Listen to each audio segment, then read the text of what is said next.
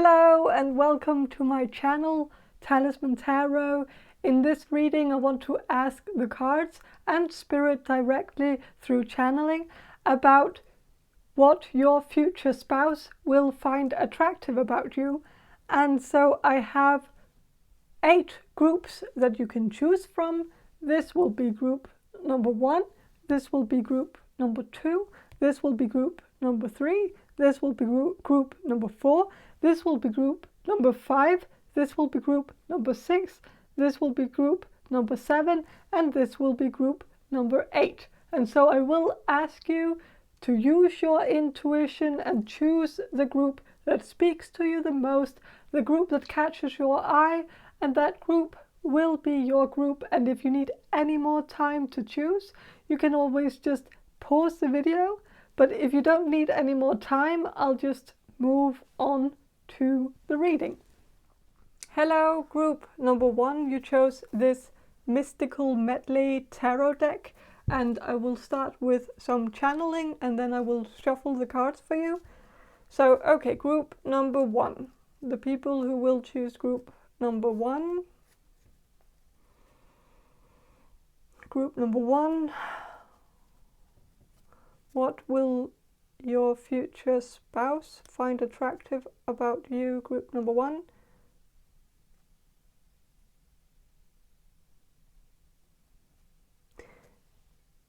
I'm getting something about nature or natural. I think your future spouse will find it very attractive that you look quite natural,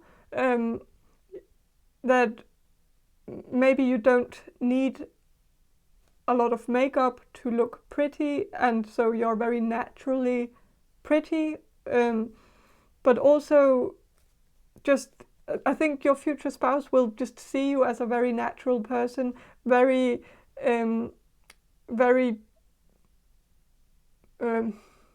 genuine person, very naturally, like you're. I think your future spouse will see you as someone who's in alignment with your true self. Like you're very genuine in the way that you are. You're genuinely, naturally yourself.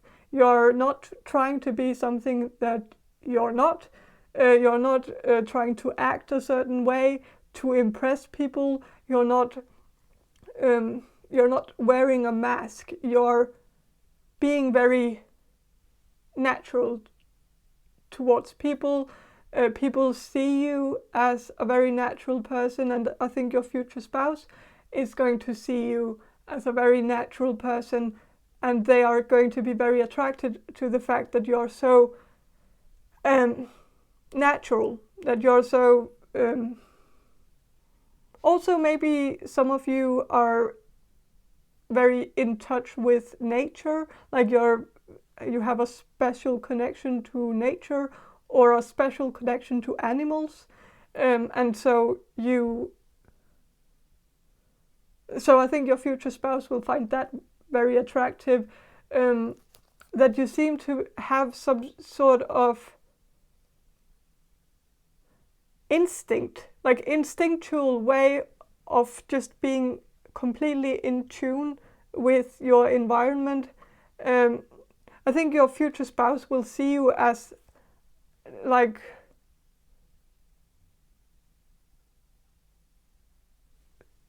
more like you have like a like you. I think your future spouse will be very baffled or very impressed with the fact that you seem to have like an extra sense, and that extra sense is your instinct. Like you seem like a bit more like an animal, not in a negative way, but like animals have that instinct where they just know when things are going to go down. Like they know if something is going to happen. They like animals will start running if they know that some kind of something, if there's going to be a tsunami, or if there's going to be an earthquake, or like they know when to go in hiding, and they know when to and I think your future spouse will see you as someone who just knows certain things, that like you know when to not go out in traffic because you know that something is going to happen in traffic. And so maybe some of you have some psychic abilities. You could be claircognizant, so you just know intuitively if something bad is going to happen. You might also have some dreams where you dream something and then it happens the next day or something. And so I think your future spouse is going to find that really attractive, that you seem to just have that instinct. And it's also like a feminine instinct, I think, or I think your future spouse will see it as like the female instinct, that you have that that motherly instinct as well. So I think your future spouse will also see you as a very motherly person. If you're a female, if you're a male, I think your future spouse will see you as very caring and very nurturing. And so I think your future spouse will have a lot of respect for you. They will feel like you have some superpowers that they don't have. And so they will have a certain respect for that. And I think your future spouse is also going to idolize you in some way, where they will look up to you. They will really they will ask for your opinion on things, and they will take advantage of the fact that sometimes you just know more than other people, and so they might go to you for assistance if they have some problems at work or something. Like they might ask you, like, what's your feeling about this business deal? What do you have, like, some kind of woo-woo sense right now? Is there something clicking? Like they will really I don't think this person, like your future spouse, is not going to believe in spirituality, but they will believe in the fact that you seem to have an instinct for just knowing if things are going to be bad or not. Like and yeah.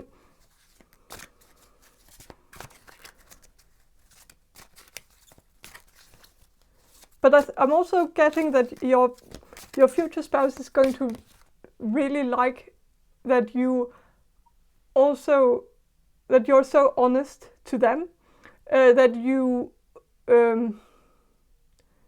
I think your future relationship is going to be a very honest and loyal relationship, and it will go both ways. And you will talk about everything to each other. Like, you will be each other's best friends, and you will be the one, like, you will be the one that your future spouse is going to confide in, and vice versa. Like, you will be like and this person will feel like they can ask you anything and they can tell you anything, and you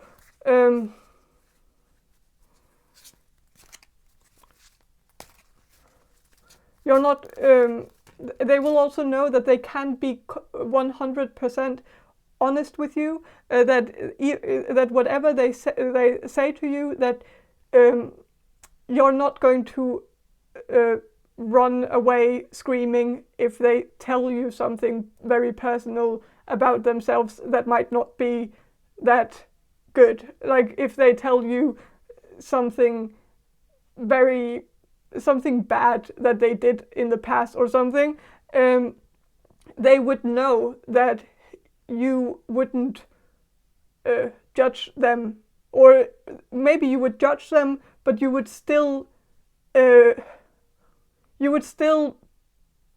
be with them. Like you would probably have some questions and ask them, like, why did you do that? And like you would probably dig deep into it and ask them, like, what but you would want to try to understand them. Like you wouldn't just judge them unfairly, like just by hearing it and then just running away. Like if this person told you that they cheated in the past, you would probably have some concerns about that, but you wouldn't like tell them that that's a deal breaker and that you don't want to have anything to do with them because of something they did in the past. Like you would want to understand, like, why did they do it, and maybe also figure out how to prevent that from ever happening in your relationship. But I think you will both be very certain that that's never going to happen in your relationship, and I don't think it will, because I think you will have a lot of loyalty to each other, and it will be a different thing. Like I think this person has been in some toxic relationships in the past, and you're going to be a fresh breath of air in this person's life. You will be someone who is so much different from what they are used to. Like this person, and so there. If this person cheated in a previous relationship, I think this person actually had a good reason for it, even though I know there aren't any good reasons for doing something like that. But I still think like there will be an okay reason for it. Like it will seem fair enough. Like maybe there weren't any trust at all in that relationship, and so none of them actually trusted each other, and so it didn't work out. And so but there will be a lot of trust in this relationship between you two, and so it's not going to be the same thing. But what will your future spouse find attractive about you? Group number 1, Wheel of Fortune. So I think your future spouse is going to see you as someone who is going to be very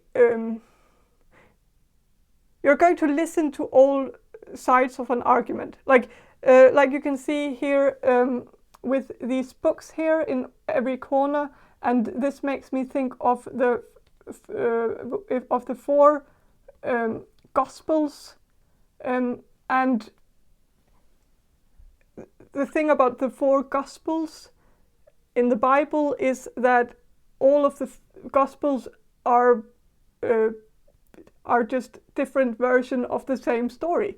And so just told by different people. And I think your future spouse will find it really attractive that you listen to all sides of the story. You don't jump to any conclusions just because you hear one side of the story. Like if you hear someone tell you, like for instance, if someone would tell you a rumor or some gossip, maybe about your future spouse. If you hear something like out in public about your future spouse,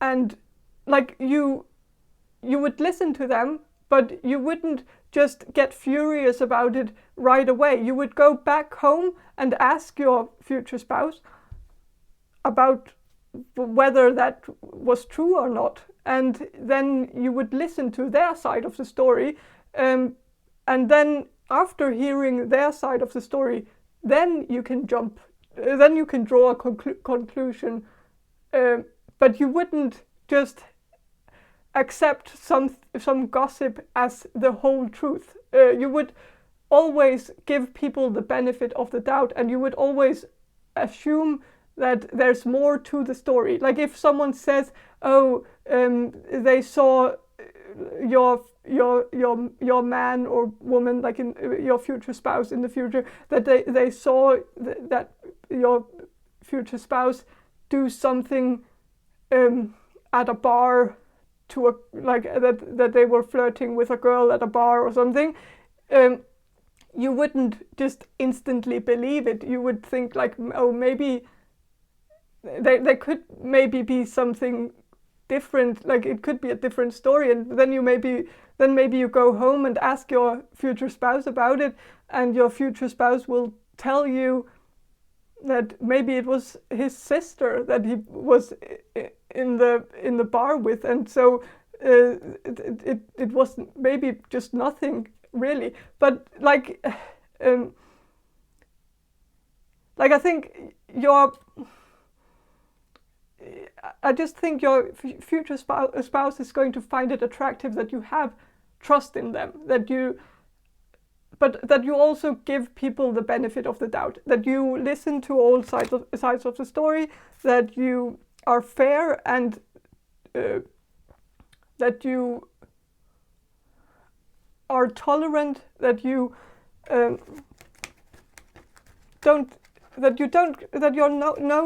a no-nonsense kind of person, that you don't want to cause any drama, and you don't want to engage in any drama. You don't want to listen to gossip because it doesn't, like, especially gossip from, like, I think your future spouse will notice that you're not the type of person who would want to listen to just any gossip. You're more the kind of person who would want to hear the story from the person that they are actually talking about. Like if someone is gossiping about someone, you might just be the type of person who tells the gossipy person to stop gossiping, or you might tell them that you don't want to talk about someone who's not in the room. You don't think it's fair to talk about someone behind their back when they can't defend themselves. And so I think you have that sort of you have that feeling of justice, like things have to be like people should be able to defend themselves if people are talking about that person. It's not fair to talk about someone behind their back, and I think, like, I just think your future spouse will appreciate the fact that you are a no-nonsense kind of person.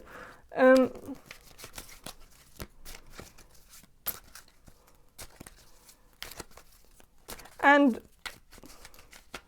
also,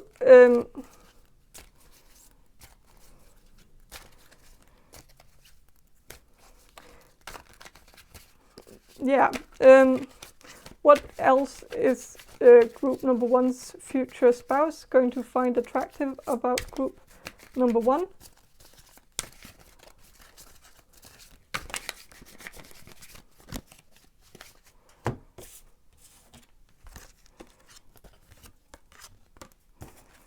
Temperance. Yeah, so I think your future spouse is going to see you as someone who is very much in harmony with yourself. You're very much like there is harmony between who you are on the inside and who you are on the outside, and that's very rare to find. And I think your future spouse will really appreciate this about you, because you are so genuinely yourself. You don't act as if you're more than you are, and you don't act as if you're less than you are. You don't undermine yourself. You don't sell yourself too short, but you don't sell yourself too high or too like you're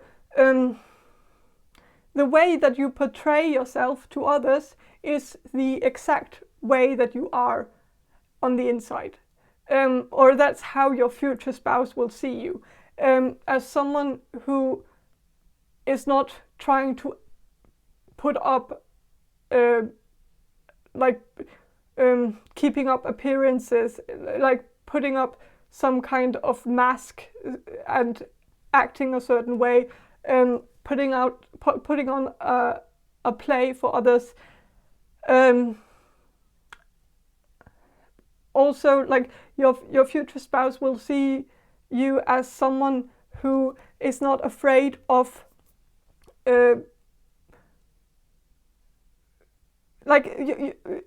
also as your future spouse will also find it really attractive that you will be the exact same way towards them in public as you are at home.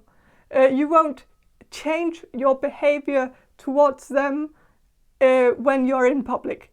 Like you will show just as much affection in public as you would do at home. Maybe a bit less, of course. Yeah, I don't think you will be grinding up against this person in public, but I think this person will just really appreciate the fact that you dare to show affection in public. And this is probably something this person has not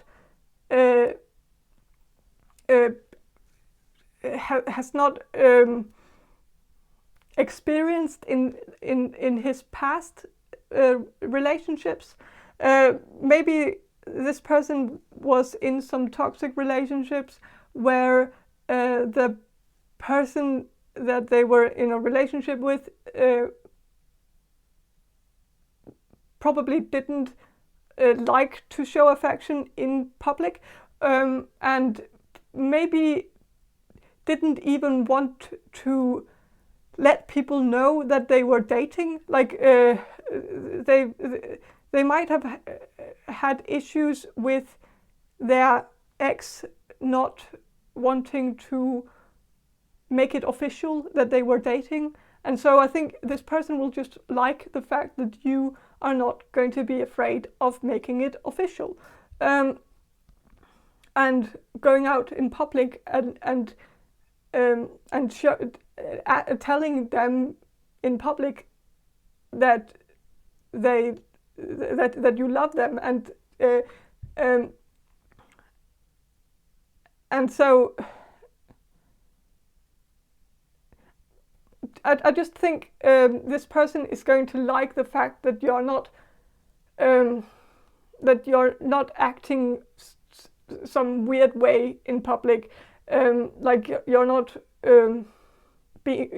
going to be cold towards them in public. You're not going to be nasty towards them in public. You're just going to be exactly the way that you are at home when you're out in public.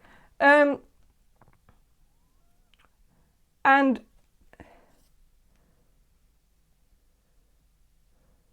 yeah, so with the devil here, I think your future spouse might be a bit into some dominance, and I think you can provide that for this person, or at least I think you could. Yeah, I'm just getting that. I think your future spouse is going to be more submissive, and so they will want someone to come into their life and take charge and be dominant and make the rules, and yeah, and be more in control over the situation. And I think you can do that.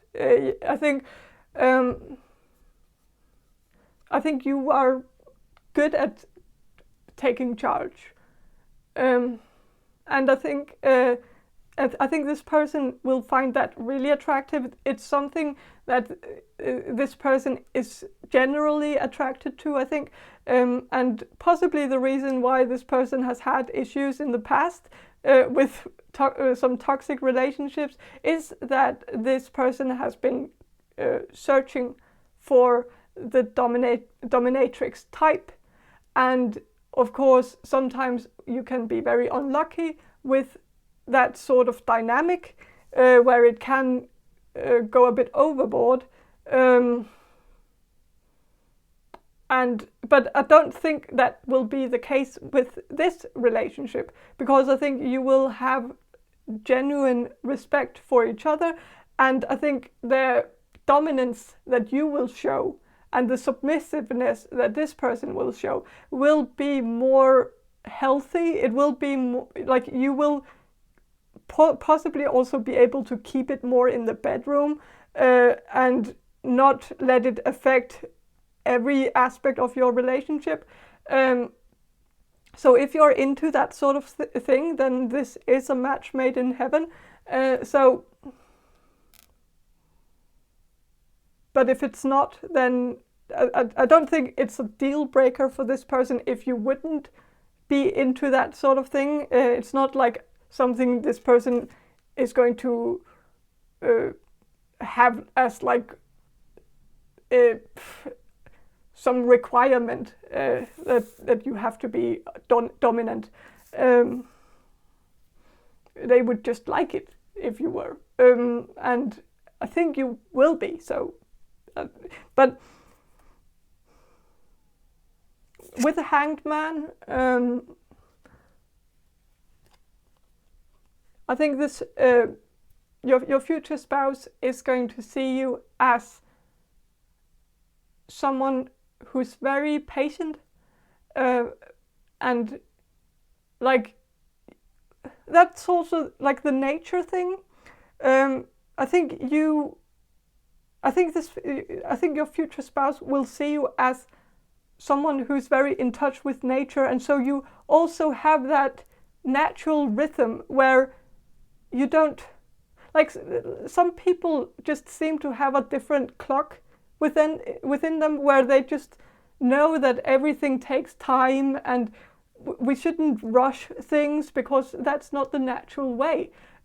Nature is very, like, if when we get in touch with nature, one of the first things that we notice is how nature is not going anywhere. It's not very fast. It's not quick moving. It has a, like, everything takes time. Everything, like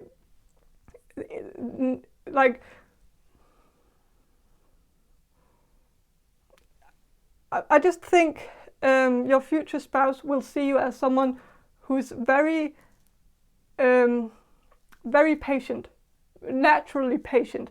Like you know that things take time. You know that you can't rush things. You know that that Rome wasn't built in a day. So it's just like you're going to be patient with them too. And I think your future spouse will really like that you're going to be so patient with them, that you're going to allow them to develop in time. Like like I think when you meet this person, this person might be a bit of a project in some way, and like they might have certain issues when you meet this person. Like they might have some insecurities. They might have some things from their previous relationships where trust were broken, and so they might have some trust issues and some other issues as well. Like there might just be some mental issues from probably from previous relationships, and this person will probably drag those issues into this relationship too and project those issues onto you. And but you will give this person time to, like, you won't you won't let it affect you negatively. Like you will be annoyed by it maybe in the beginning, but you will give it time, and you will see how, like, you will try to work it, see if you can work on it, and if your future spouse is going to work on it too. Like you're going to give it time, and you're going to be patient with them and give them the benefit of the doubt, and allow them to take the time that they need in order to get through their past trauma, and you're going to be very understanding of this person, and you're going to want to dig deep into the issues, the reasons why they act the way that they act, and you will also have the know-how to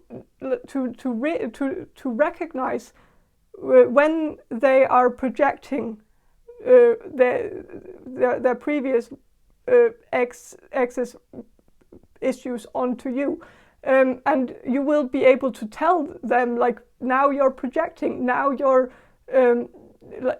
I'm not your ex, I'm me. Don't try to make this, don't try to put thoughts into my brain that I don't actually have, because that was your ex and that's not me. And I think the more that you are going to be honest with them and just tell them that, they will realize that they are making that mistake and projecting, and I think so I think your future spouse will really like the fact that you dig deep into, like you're also good at switching, at taking a situation and putting it upside down, like seeing it from another side, like taking like I just think your future spouse will like that you look at the situation from another perspective, and you give this person a new perspective on things, and you will help them realize certain things about themselves that they didn't actually know. You will be able to call this person out on certain issues that they have with trauma from the past and things like that this person had buried and didn't even know that they had. And so I think you will give this person a new perspective on themselves and how they react in certain situations and why that could be, and like you just dig deeper into the psychological reasons for why people act a certain way, and I think this person will just really find it attractive that you have that curiosity towards other people as well, and towards this person that you want to know. You want to know the deep reason. You want to know the why and the whys to everything.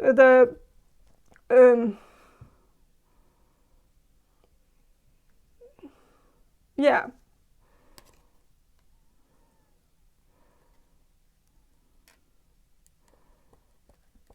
So yeah.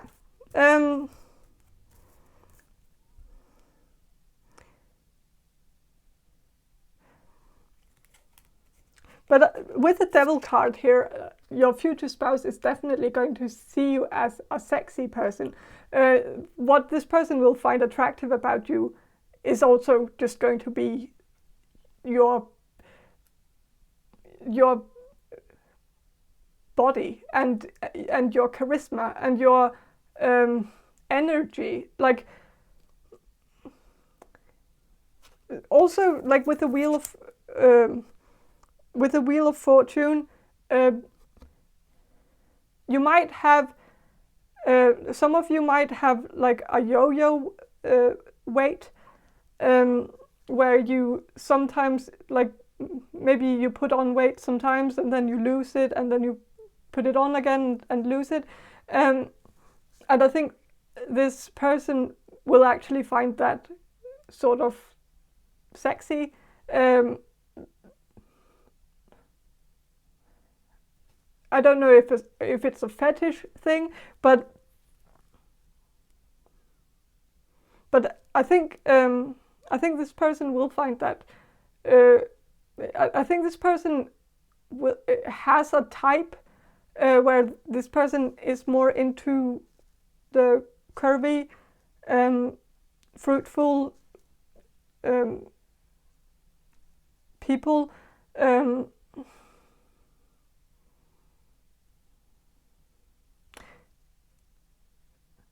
But it's so yeah. I think that they will find you attractive when you are a bit more curvy. But it's also like it's fine if you lose weight. But I think this person will be kind of excited every time you put on a bit of weight, like even though you lose it afterwards. But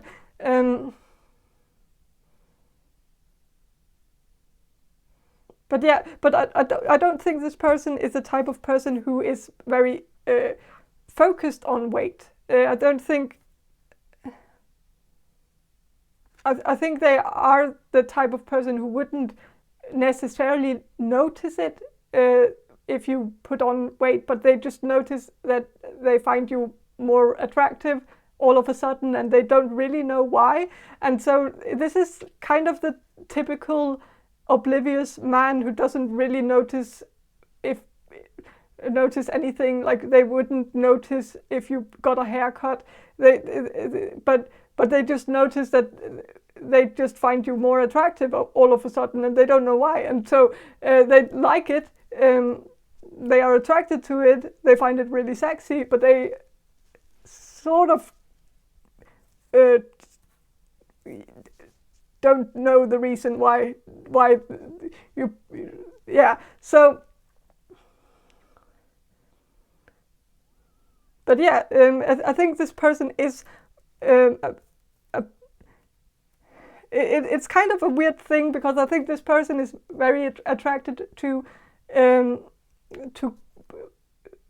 curvy women or men. Men can be curvy too, but I don't think they actually know that they are into it. Like, it's not. It's like a subconscious thing. Like, it's something they aren't completely aware of for some reason, but they are. So so yeah.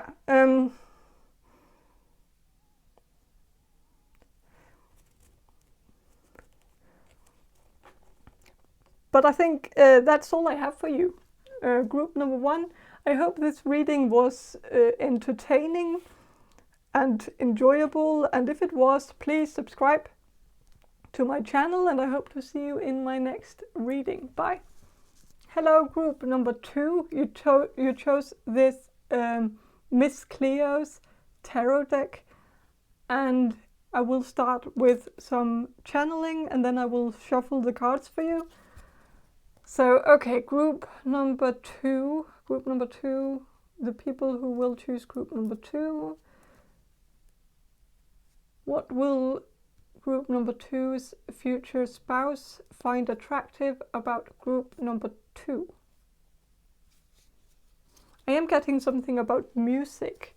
So I think your future spouse might find it attractive that you're either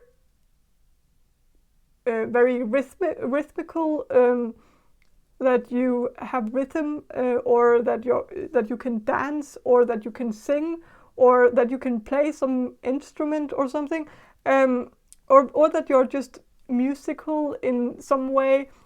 Maybe you talk in a way that sounds a bit musical. Maybe you have a bit of an accent, so it might sound more like you sing when you talk, and that could be like an accent, like a Norwegian accent, or a Spanish accent, or something like that, where there's more ups and downs when you talk. So there might be something about your accent or dialect that your future spouse is going to really like, because it sounds as if you're singing when you talk. Or maybe you just have a really nice voice, very soft voice. But I'm also thinking that maybe your future spouse is going to like your taste in music.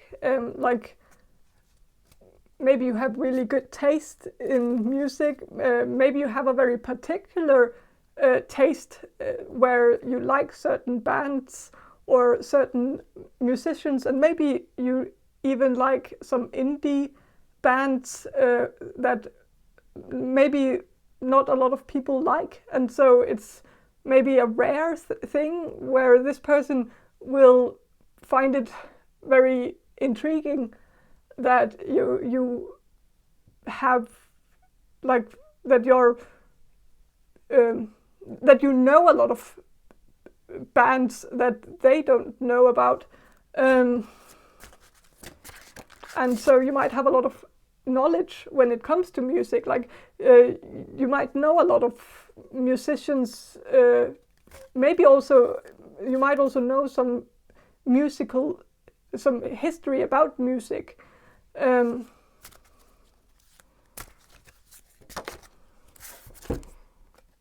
10 of Swords. So I think your future spouse is they are going to there's like a double meaning here, because for some reason, and this is something that probably hasn't actually happened to me before, but for some reason when I see this card, even though it's 10 of Swords, even though it's a very brutal card, I kind of feel happy when I see it. And I think like it's uplifting. It has a very positive energy, even though it's a negative card. And so I think your future spouse is going to find it attractive that you have like this positive, optimistic spirit, even when things are going backwards and even when things are going sideways, and even when everything is just shit and everything is just crumbling down, you have your spirits are always up. Like you're always there's. I think your future spouse will find you very uplifting. Like you can also laugh at the situation. Like even if the situation is completely horrible, you still have your sense of humor. You still can laugh it off, and like also if you get into an embarrassing situation where maybe you, like if you go to a bar and you get too drunk and fall down and or something, other people would maybe feel embarrassed about that, but you have like a way of just laughing it off and saying like, oh, that happens all the time, so it's not a big deal, or something like that, where you can just maybe also laugh at yourself. I think your future spouse will like the fact that you can laugh at yourself and make jokes about yourself, that you don't take yourself too seriously, that you can see the fun in certain aspects of yourself, see the funny things about it, and also that you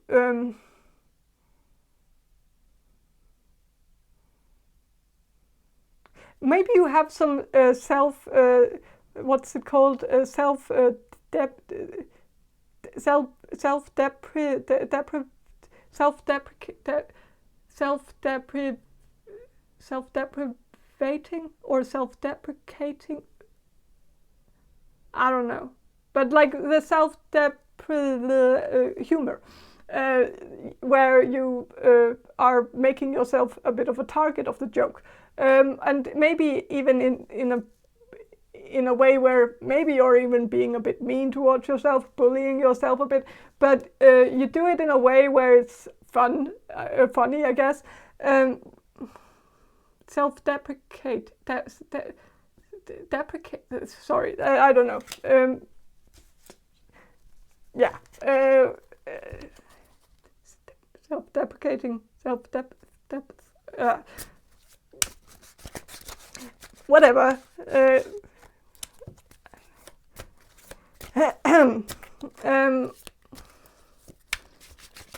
Yeah. So I think you don't take yourself too seriously. You can laugh at your own tragedies, also maybe your own trauma in a way, where you can see the funny thing about maybe something that's completely terrible. Maybe also that you have a certain morbid humor or a dark humor where you're not afraid of making a joke about something that is terrible. And maybe you also make a bit inappropriate jokes sometimes, where you make a joke that's maybe a bit on the cynical side, or maybe not on maybe just a bit inappropriate in a way. Maybe joking about death, or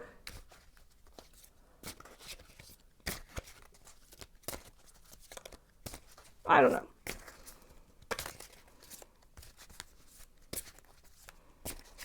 But I think your future spouse is going to like your sense of humor. That's kind of what I'm getting at. I think your future spouse will find your humor very attractive.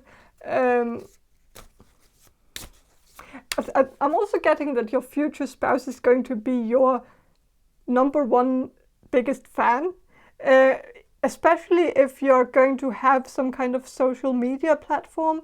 I don't know if you're into that sort of thing, but if you would start some social media platform where you maybe make videos or make posts about like some humor, like where you say some jokes or talk about something funny or something, or maybe joke about something that's not funny but in a funny way, or even like reaction videos, even though I know that we all probably hate those videos or don't really see the point of them, but I think if you would make reaction videos on YouTube or something like that, I think your future spouse is going to really like them and find them very hilarious, and so I think you will be able to do it in a funny way.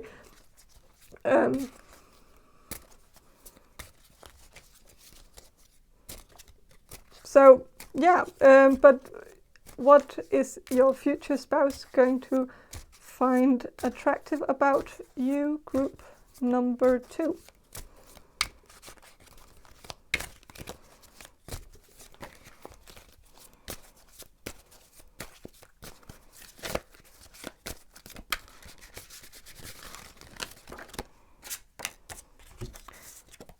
Nine of Coins. I think your future spouse is going to find it really attractive that you're very independent, possibly financially independent as well. If you're going to be that in the future, I think your future spouse is going to really like the fact that you have your own source of income and that you don't need them financially, even though I think your future spouse is going to want to support you. But I also see that your future spouse is going to find it attractive if you can actually take care of yourself. But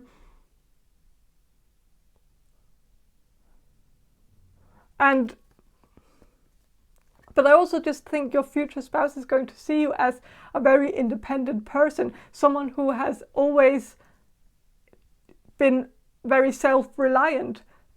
Someone, maybe you had a rough childhood, and so maybe you have learned to be self-reliant, and you know that you can't really confide in anyone, you can't ask for help from anyone, and maybe that's something that you learned from a very early age, that you were kind of on your own and you dealt with all your issues on your own. And so maybe I think your future spouse is going to find it attractive that you're so self-reliant, that you don't need their help, even though and I think that will actually make them want to help you more. So it's not like your future spouse is not going to help you. It's not like that at all. Actually, the opposite. I think your future spouse is going to want to help you even more because you're so self-reliant, because you're so independent. And so they will want to support you more than if you were a codependent person or just a dependent person who would be dependent on them for anything. And so I think your future spouse is going to see you as someone who they would want to support, because they also know that you would actually be very grateful for that support. You don't take it for granted because you're so self-reliant. So everything else, everything that people do for you, that's extra. That's a bonus for you. That's something where it's just put on, like it's icing on the cake if people do something for you. While some people see it as like a given, like that it's that people, like some people see other people as that they are entitled to other people's support and help. And they are. We are all entitled to, especially our spouses' help and support. But many people take it for granted. And I think your future spouse is just going to find it attractive that you will not take it for granted, that you will see it as something that you really like, that's a bonus, something extra, something, yeah.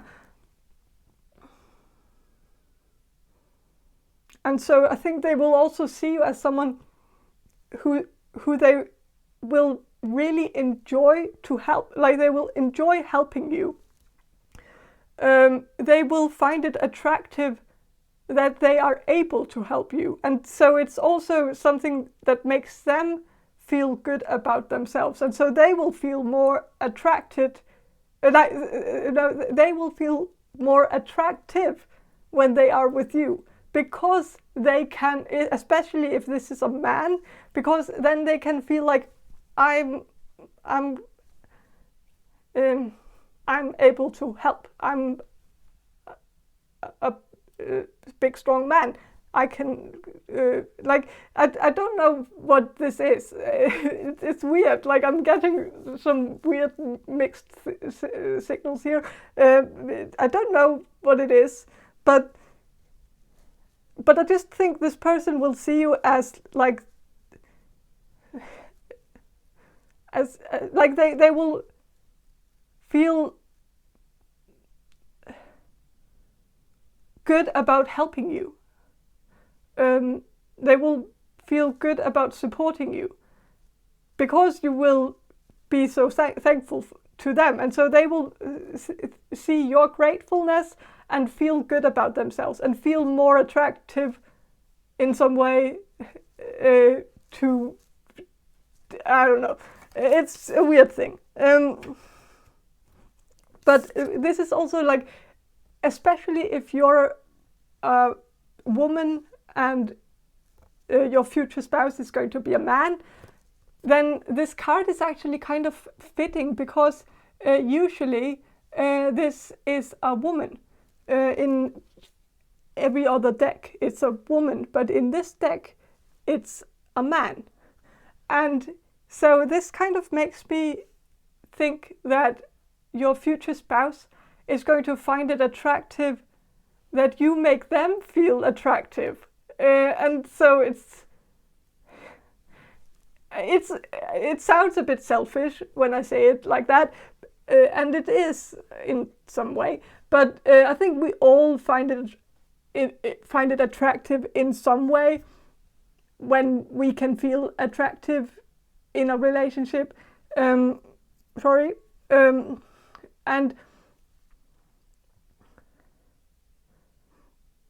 like, and I think so. I think they will just feel good about themselves when they are with you. They will feel on top of the world, and I think it's because you make them feel that way. And I think you will be that positive, optimistic fresh breath of air in their life, where they will feel uplifted by you. Like they will grow a few centimeters upwards because of you making them feel like they are. And so maybe you're really good at complimenting your partners, and so or just complimenting people in your life. And so I think this person will just feel like you're complimenting them, making them feel good about themselves. And I think they will really like that about you, that you make an effort to make them feel good about themselves. So yeah. And also that you will make them feel sexy. Like they will feel that you actually have an attraction to them. So this is a very solid sign that your you're going to be very attracted to your future spouse. So your future spouse is very likely going to be very attractive, and so you will have a hard time keeping your hands to yourself. You will be very grabby and very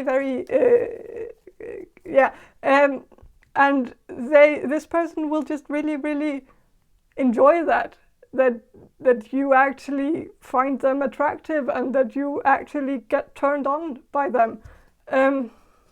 Maybe this person has had difficulties turning on their past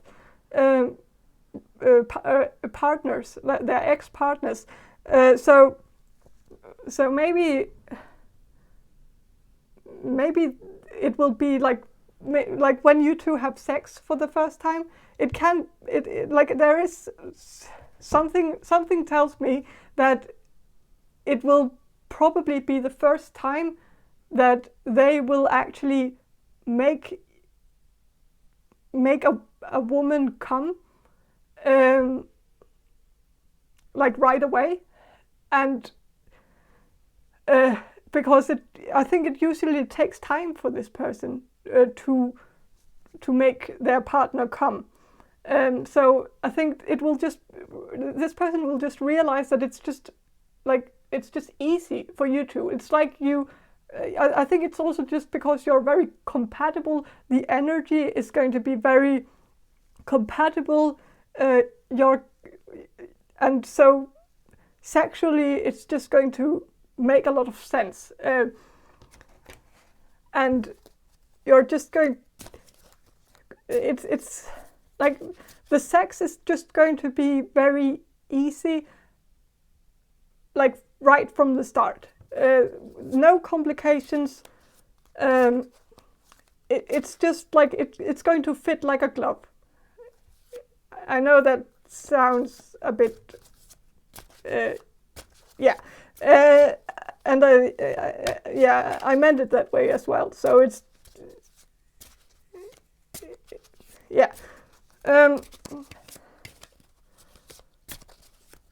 so 10 of Staffs. I think this person is also going to find it very attractive that you, like some of you might be very physically athletic, or maybe you have a very athletic build. And I think that your future spouse is going to find that quite attractive. Maybe also that you have some stamina. Like you just seem, maybe you're like you're not fragile. Like your body is not fragile. You're more like, I don't know. I think you could be athletic and also have some muscles.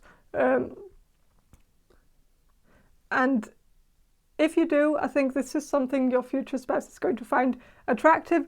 But if you don't, then maybe this is more like an indicator that might be this person's type.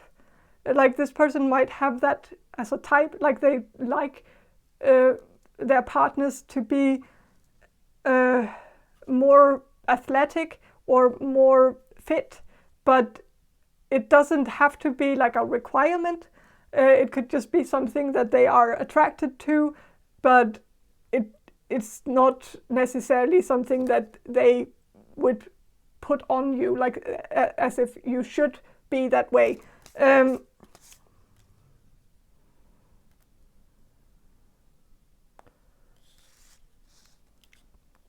I think this person might be the type of person who likes to work out, and so like I think this person could be going to the gym a few times a week, and so they they have their own routine. And so sometimes when people are very into their own fitness routine, then they like to put that onto their partners as if like, I'm doing it, so maybe you should do it too. Because sometimes people can get to like religious standards to when it comes to their lifestyle and fitness lifestyle. Sometimes people can get a bit religious with their healthy lifestyle, and so they want to convert other people into their healthy lifestyle, and so they might try to get you on board with it too, just because it's something that they are very into and focused on, and something that's a very big part of their life. And but I think they would try to make you convert to that healthy lifestyle. But if you don't want to, I think this person is going to be fine with it. It's just like they will maybe try, but don't take it as like judgment if they do it. It's not. I don't think this person is actually so focused on looks. I think it's more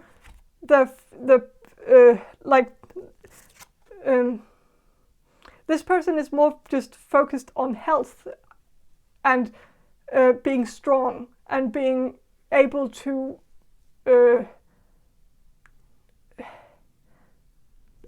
be able to do certain things because of their strength. That could also be something like, I don't know, but I don't know. Sorry.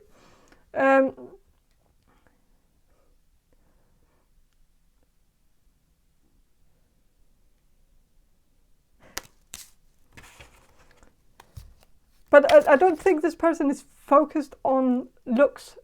Like they are not focused on their own appearance, and they are not going to be focused on their future, like on your appearance when you two get in a relationship. It's more like the healthy lifestyle that they want to have or something. It's more about feeling good and feeling healthy and being like, I don't know. This person could be like into the keto diet or something like that, and be very religious about it, where they really want to make you understand how that's like the greatest thing in the world, and I don't know. But besides that, like, I know that this sounds like a turn off probably for some of you, but this person is a good person. This person has some quirks, but it's not so bad that it can't be overcome, if that makes sense. But let's focus on you for now, and see what else your future spouse is going to find attractive about you. Group number 2. 9 of Cups. Again, about the independence. And so I think your future spouse is going to like the fact that you're independent, you have your own life.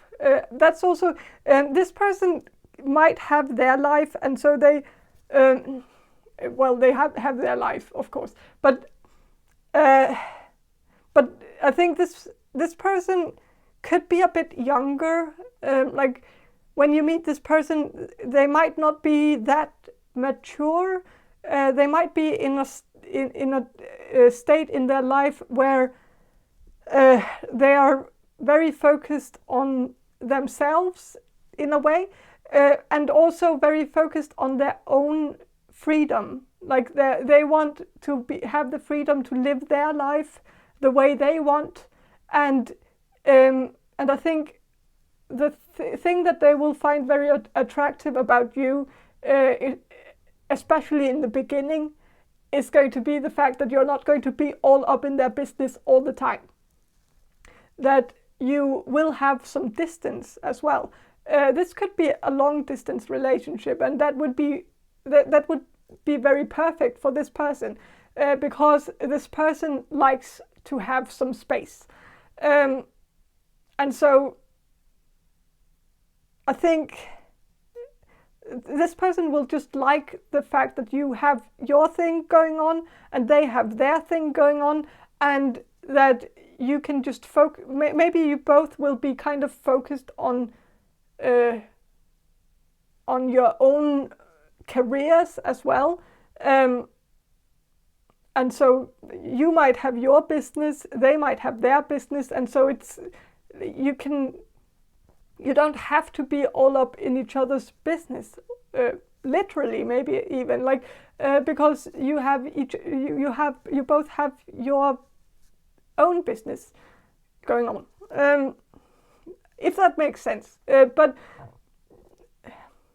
yeah, it's kind of it doesn't sound that good, to be honest.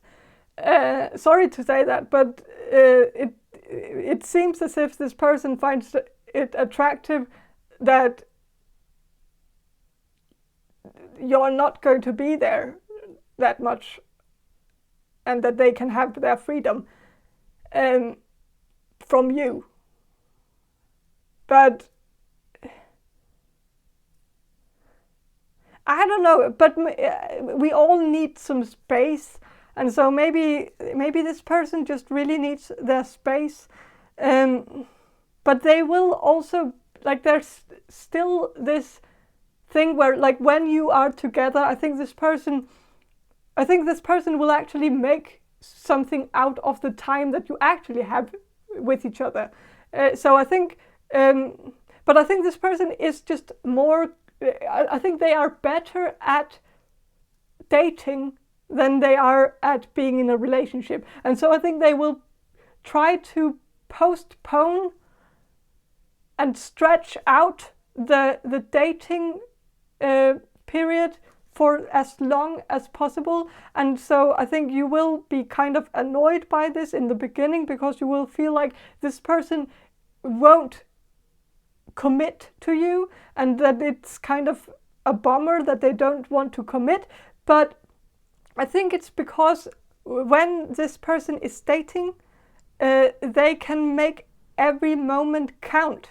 They can have their space, they can have their freedom to do whatever they want in their everyday life, and then they can make an effort into every date that you have, make it special, go to the cinema together and make a special occasion out of it.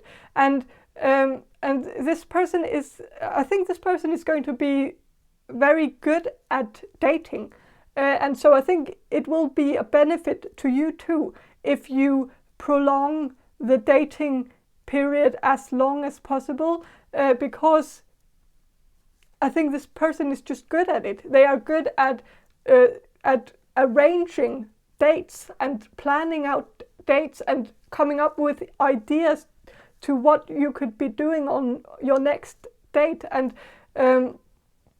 go to museums and go to cinema and go to the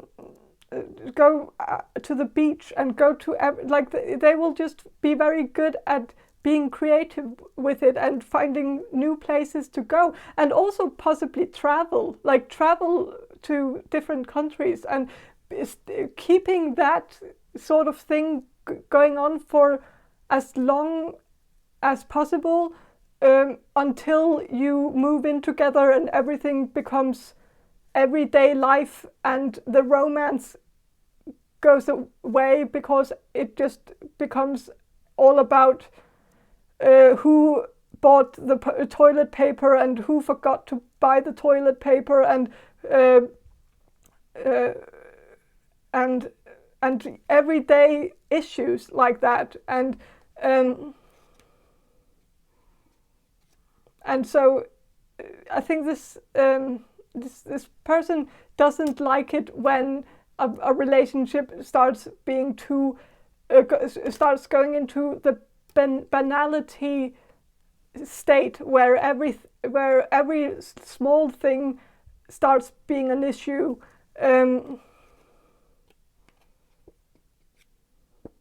So yeah, and I think maybe this person has also had experiences in the past with that state where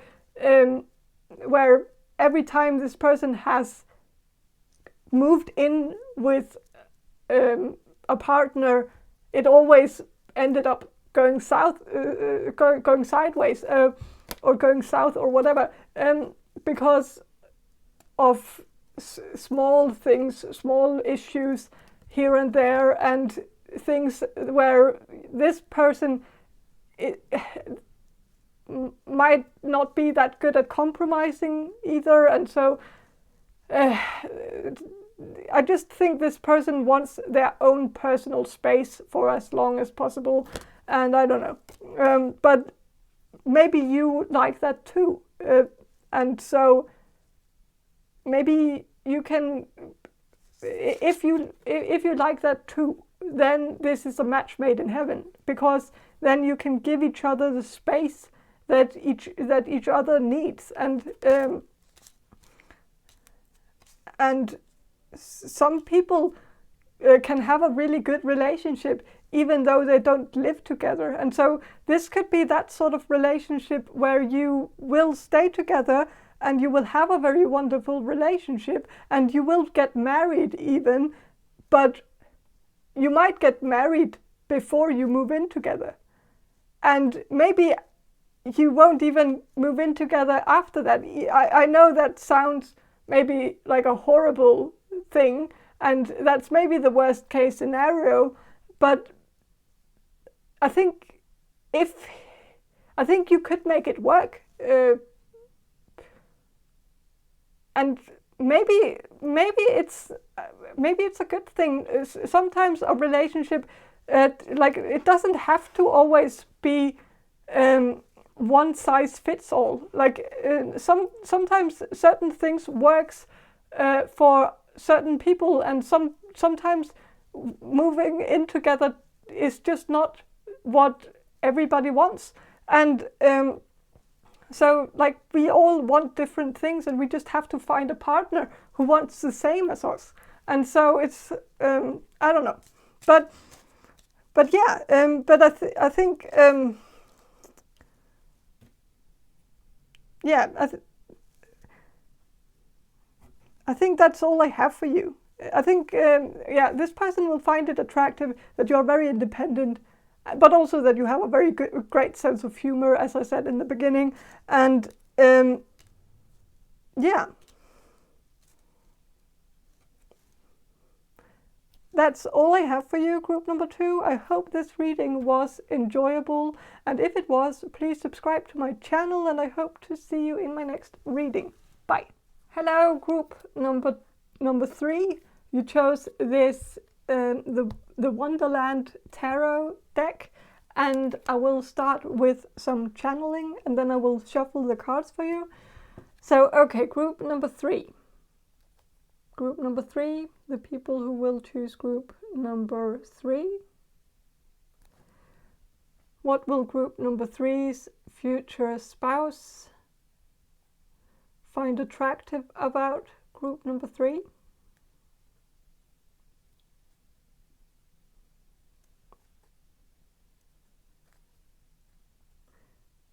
I think I think your future spouse will really like the way you dress. I think you're a very good dresser. I think you're very good at dressing for different occasions. Like, you always know what to wear at what events, and maybe for some of you, you could be very good at cosplaying, but I think that's maybe specific for a few of you. But if you are very much into cosplaying, I think your future spouse will really like that. I think your future spouse will have some sort of fetish for role-playing in some way. But it might not be for all of you, but I think for some of you, your future spouse is going to like to dress up and act things out, and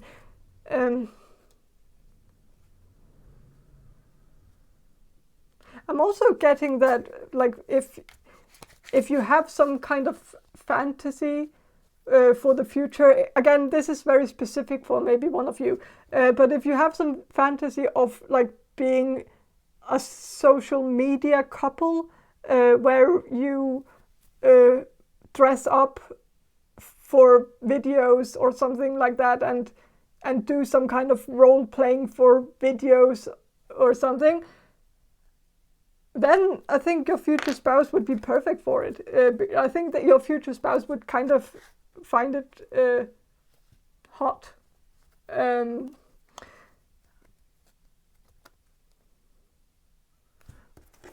With the star reversed, I think your future spouse is going to like the fact that you are that you're very realistic. You're not the type of person who like, you might have some fantasies about doing certain things in the future, but you keep those fantasies very much in, like, they are very realistic. You and you follow through with them. I think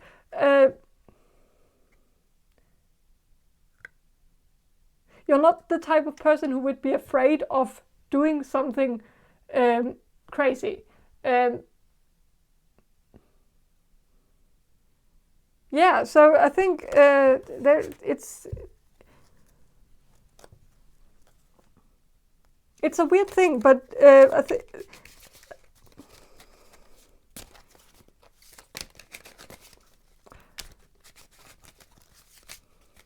But with the star also makes me think of, like, because in the Rider-Waite tarot deck, the star is illustrated with a woman, a naked woman, with one foot in the water and one foot on the ground, and it kind of is like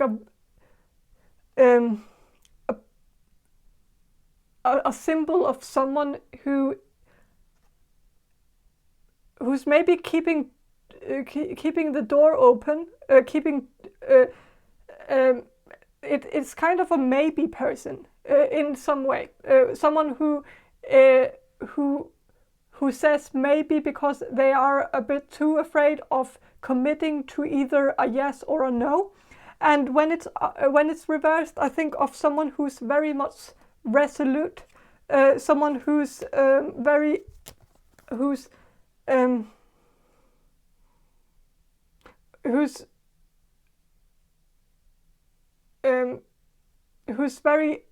either yes or a no type of person, who's very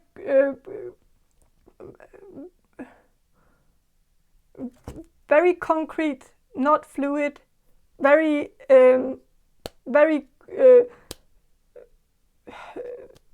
I don't know how to describe it, but someone who makes a decision and just sticks with it. And I think your future spouse will see you as someone who just makes a decision and just sticks with it. Someone who's not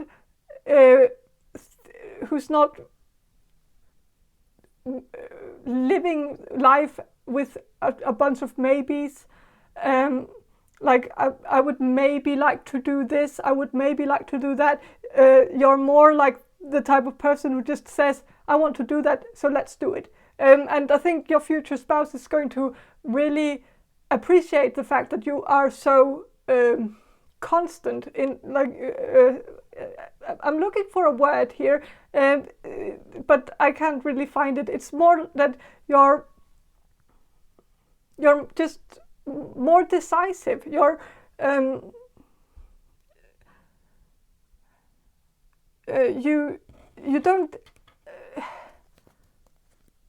you're not going to confuse this person, your future spouse, because your future spouse is always going to know exactly what you want and what you don't want, because you're going to be very direct with them, and you're going to tell it like it is, and you're going to you're going to be very upfront with them, and you're going to like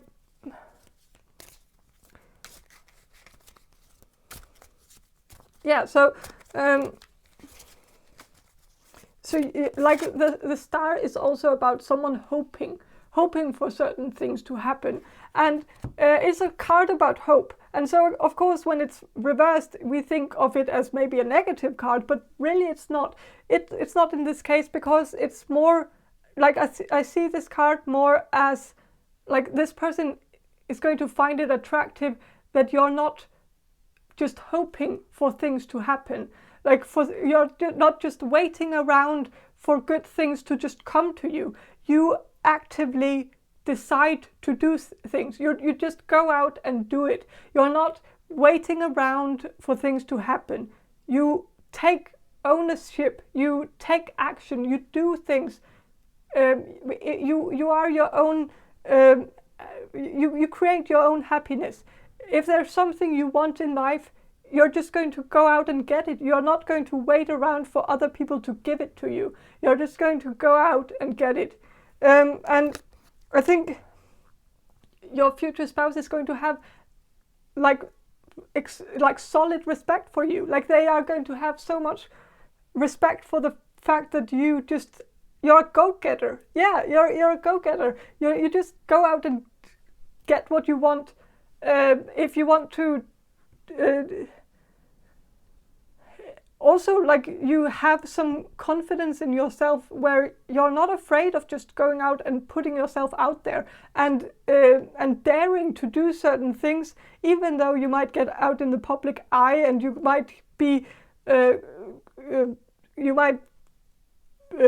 attract some judgment or criticism from other people by putting yourself out there. You don't care, because you would rather just give it a try and see how it goes, instead of just being too much of a coward to just go out and do it and then regret it later on that you never tried it. You would rather do it and fail than regret it later on that you never tried, if that makes sense.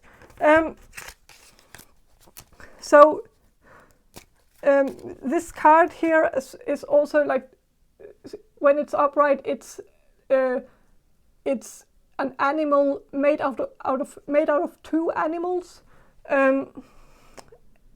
and so it's a hybrid in a way.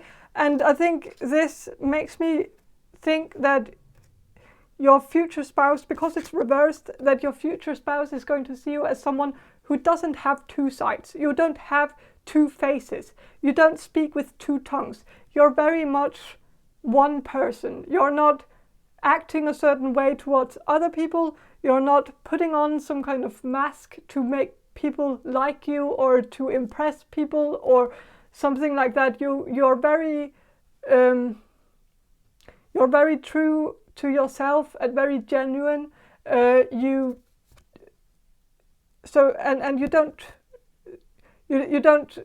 not a people pleaser in the way that you don't say something to someone just to make them like you or just to make them happy, or to please them. you speak your mind. You're open about your own feelings. You don't. You're not passive aggressive. Yeah.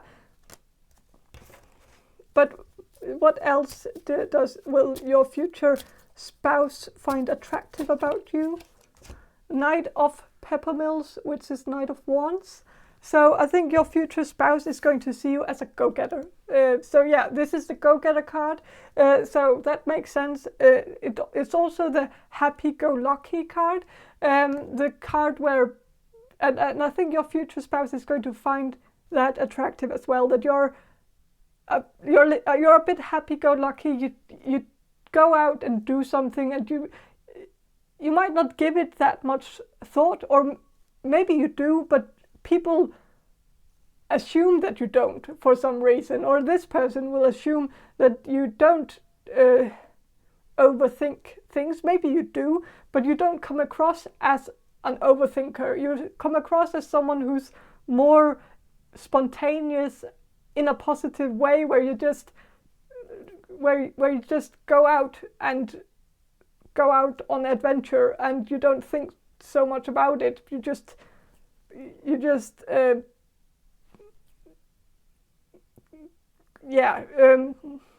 If someone would come up to you and say, like, would you like to go on a trip with me right now to a different country, and we're going right now, and you don't have time to pack your bags or anything, we just have to go, then your future spouse is going to assume that you would just do it, because that's the type of person that your future spouse is going to see you like that you're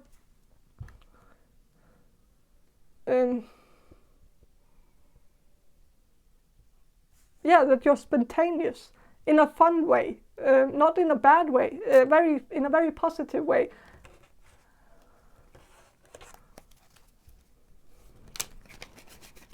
Okay, so with the Chariot reversed, I think you're, like you can see here, this card, someone here is kind of spying.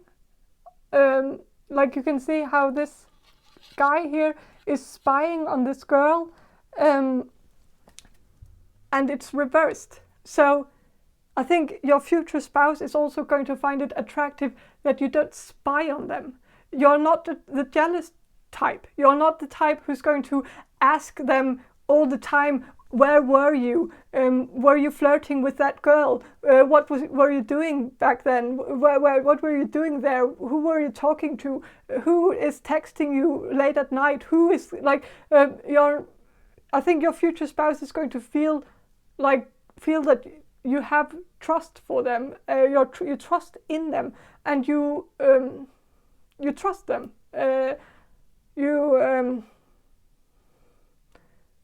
You don't have to spy on them, and you don't feel like you have to spy on them.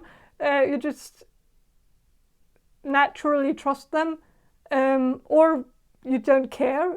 Maybe that's also a thing that I'm getting here, that maybe you won't actually care enough, or maybe you will, but I think your future spouse is maybe going to feel like it's like maybe you two will have some sort of arrangement.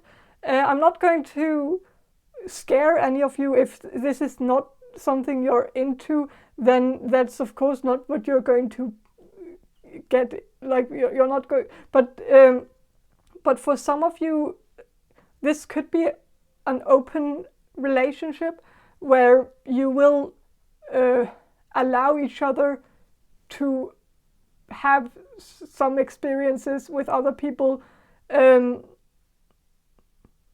as long as you just have the trust and loyalty towards each other. Then you trust each other enough to go out and have some meaningless sex with other people, if if it doesn't mean anything, like I think you will be able to separate things, where you can separate the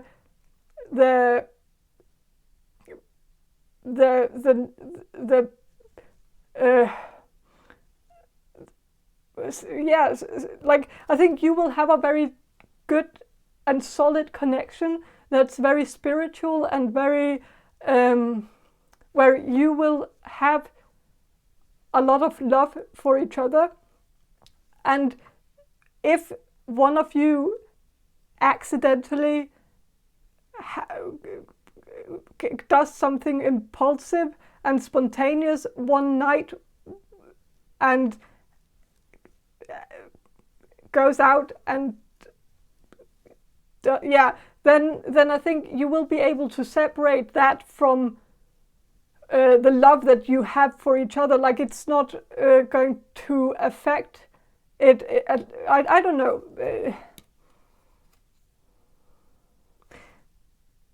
But that I think it's more like specific for a few of you, where I think an open relationship will be more fitting for your kind of relationship, but not necessarily.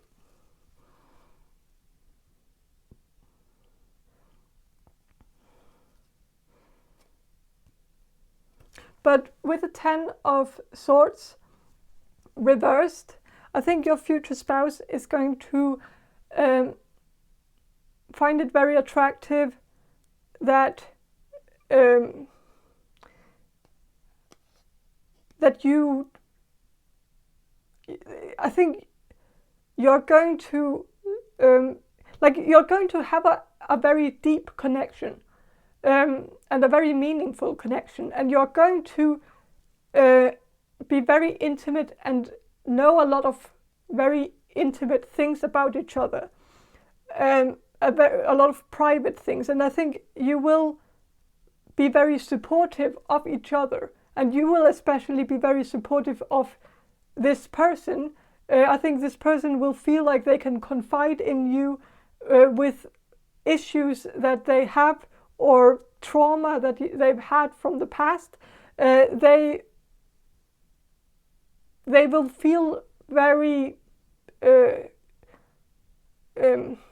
very secure with you, and they will feel like you understand them, but also that you're very tolerant and non-judgmental towards them, and they will feel like a judgment-free zone with you. Like they will be able to tell you certain things without you getting mad at them as well. And I think especially about things from the past, but also about things like in the relationship. I think one of the reasons why your open relationship or whatever this is going to be is going to work out is because I think you will be very, very honest with each other. Like if this person would cheat on you in the future, they would tell you right away that they did it, and they would be very sorry about it, but they would go directly to you right after it happened and tell you all about it, and like they wouldn't try to hide it. And I think that will happen. That will likely happen to you too, where you might do something spontaneous because maybe you are a bit of a spontaneous person. I don't like, if that doesn't resonate with you, just ignore it. But if you know that you're a bit of a spontaneous person yourself, then I think you will also feel secure enough with this person to actually go to them and tell them certain things that you've accidentally done. Like if you kiss accidentally, of course it's not necessary, it's not going to be an accident, but if you do something stupid like kiss someone when you're out clubbing or something, and like then you will feel secure enough in this relationship to go directly to your future spouse and tell them exactly what happened, and that you're sorry that it happened and it won't happen again, and all of that. Or not that it won't happen again. Maybe you will be honest enough to say that maybe it will happen again, but it didn't mean anything, and it won't mean anything in the future. I don't know.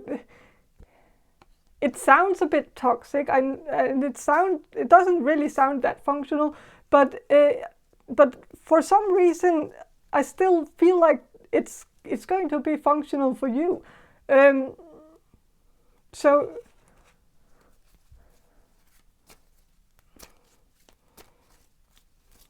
but what Ace of Cups. So yeah, this is going to be a very loving relationship. It's going to, like, you will have mad love for each other. So like you will you will allow all the shenanigans because of the love that you have for each other. It's going to be so strong that minor mishaps it's not going to affect the core of the relationship, because the core of the relationship will be very, very strong. So it will be able to it won't crumble under the weight of bad decisions. It won't, like, it's going to have such a solid foundation that there will be room for certain mistakes to be made, and you will have so much tolerance towards each other that you that you're not going to make a big deal out of it if something should happen. And I think that's what this person will find attractive about you, is that you won't be you won't be spying on them all the time. You won't be you will have just this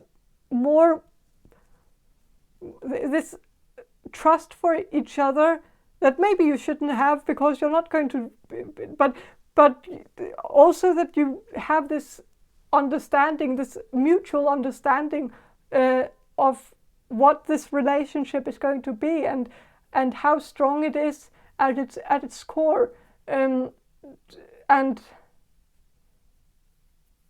like I think you will both know that you're each other's soulmates. You will both be very you will both know that. And so if it's going to be a bumpy ride, it's like you know it's all going to work out, because you're destined to get married and have children and be together until you're old and in a retirement home, and you will be together like forever. And so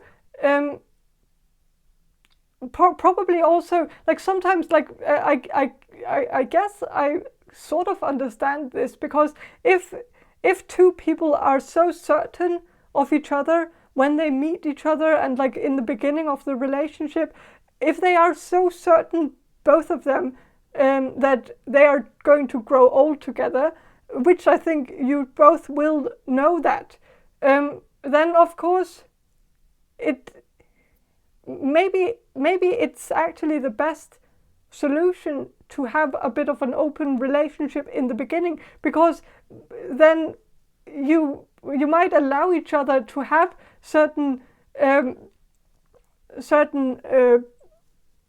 experiences with sex that you might allow it because you know that you're going to be together forever, and so now is the time to get some other experiences, so that you won't live the rest of your life thinking that that you haven't experienced enough in your sex life, because I don't know. I don't know if it makes sense, but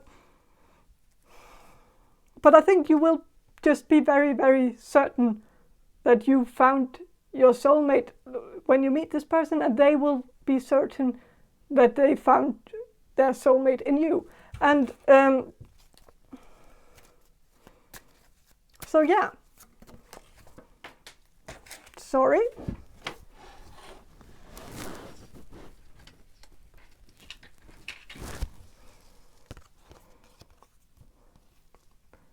Page of Wands fell to the floor.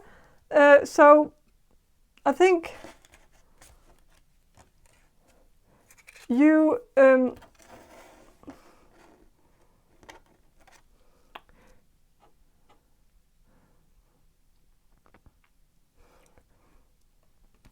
I think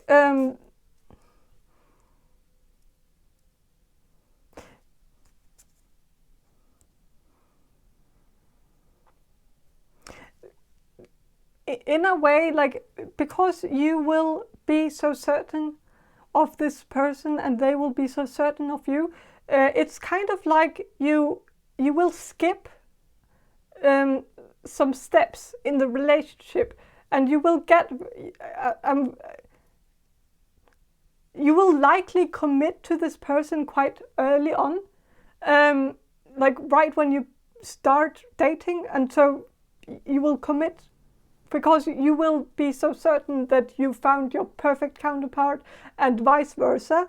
And so you will just start the relationship off so intensely, and you will just be a unit and become a very solid couple.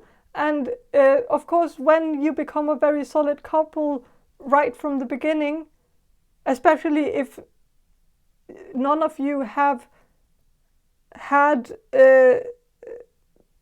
serious relationships beforehand, then or a lot of experiences beforehand with sex with other people, maybe, and so I think maybe because you will commit so early on, you will have to maybe make a decision to have an open relationship, because of the intense commitment that will happen so quickly. I don't know. I don't know if it makes sense.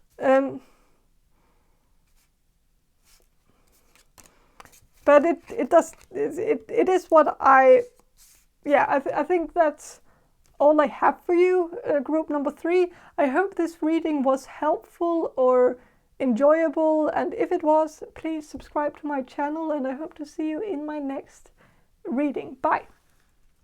Hello, group number 4. You chose these Dark Sun playing cards, and I will start with some channeling, and then I will shuffle the cards for you. So group number 4, the people who will choose group number 4, what will group number 4's future spouse find attractive about group number 4?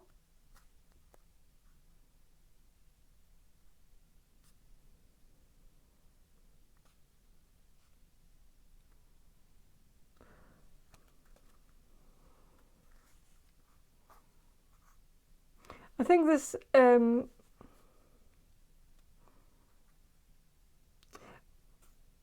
okay, so I am getting a message here. I don't know if it's something that will make you happy to know this. Not, I don't know, but maybe not. But I'm going to say it anyway. So I think this person, your future spouse, is going to be the dominant type, and so they will be attracted to the submissive type. So if you're submissive by nature, this person is going to be very attracted to you.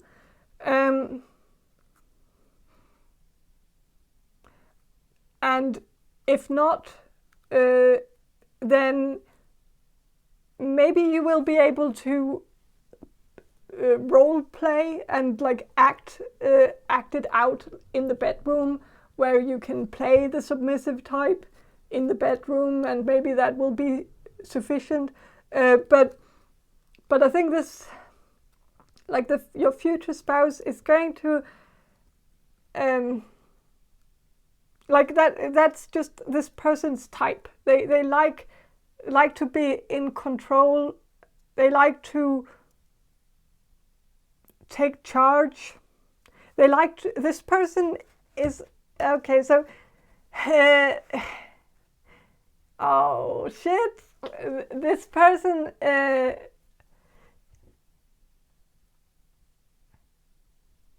they are a bit self-centered. I'm not gonna lie. They are a bit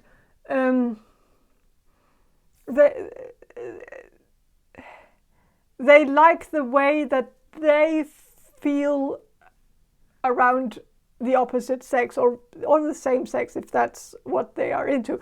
But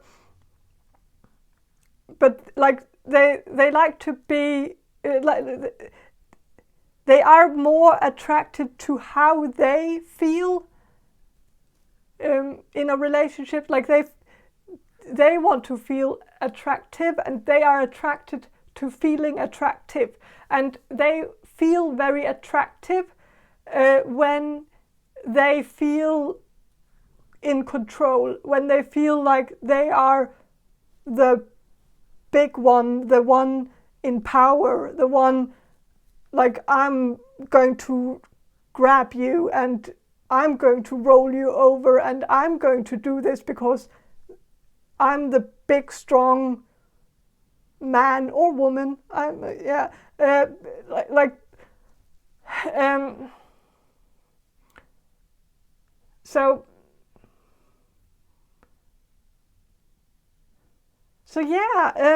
think this person, like if you're a bit small, this person is going to find that very attractive. If you're like a bit short and small and fragile and delicate, that's something that this person is very into. If you're not that, then I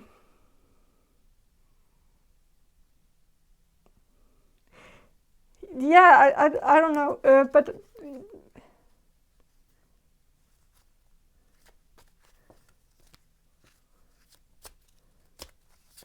I want to know what your future spouse is going to find attractive about you. Group number 4.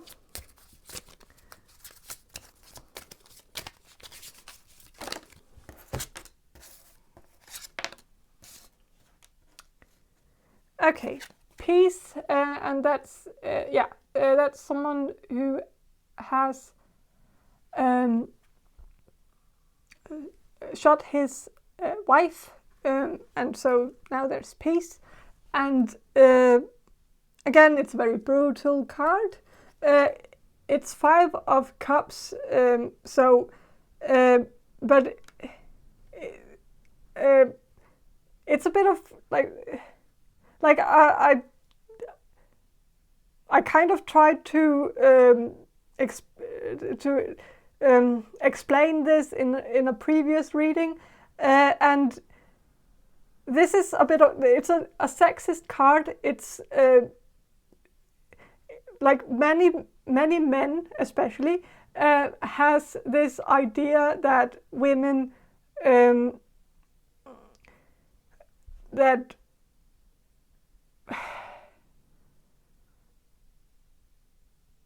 like some people are it's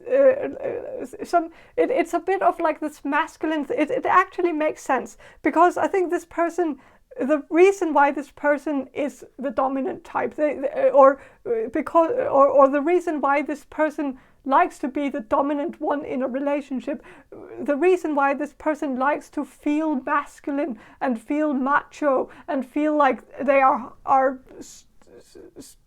strong and on top of things and like in power, is because it's very likely because they are a bit insecure about their own masculinity, and so they compensate in a way where they try a bit too hard to feel masculine because of their own insecurities of their own masculinity, and so one of the ways that you can get masculinity is either by being a dominant person but it can also be by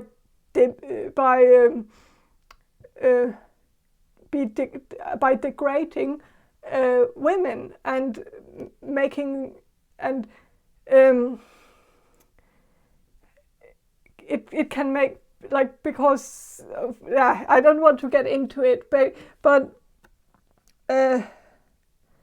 this person could be a bit sexist, and they could. But it's more of an insecurity thing because they feel like they can gain some masculinity by degrading femininity, and so in that way they can kind of get plus points on the masculinity side by putting minus points on the feminine side. And so by saying that by criticizing women for instance being too loud or talking too much or being too whatever, they can feel more masculine because then they are degrading femininity and humiliating femininity, which makes them feel more masculine. And so saying something like how there would be so much more peace if women just didn't exist, or saying that this could be the sort of man, if it's a man, then it could be that sort of man who would say a joke whenever a woman walks out of the room, and just then this person could say a joke to the guys in the room and say, oh, it's so nice that now there's peace and quiet now that the women are gone, or that woman is gone. Probably women in plural. But I don't want to get into it. But I think this person is very likely going to find it attractive whenever you're silent, whenever you're peaceful and calm, and when you don't say. This is the type of person who might not like it when women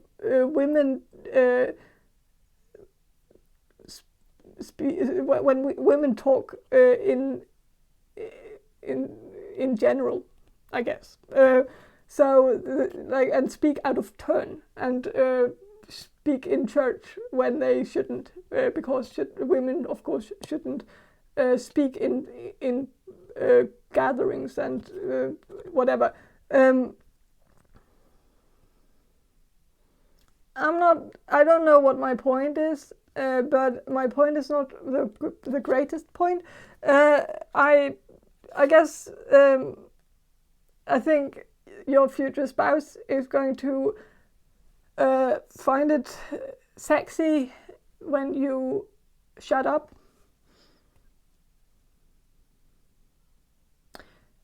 And that's very toxic. But it can be due to their own insecurities as a man.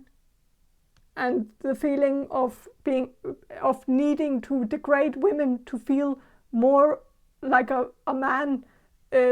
Certain people have that, so I don't know. But with the 10 of swords here, this says media, but it also says you are nothing on the screen, and so yeah,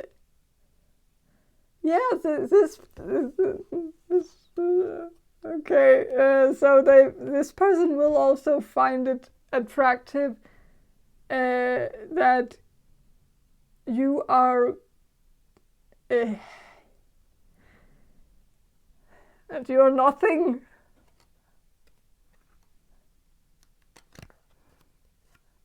I really should stop using these cards. Like, nothing good ever comes out of me using these cards.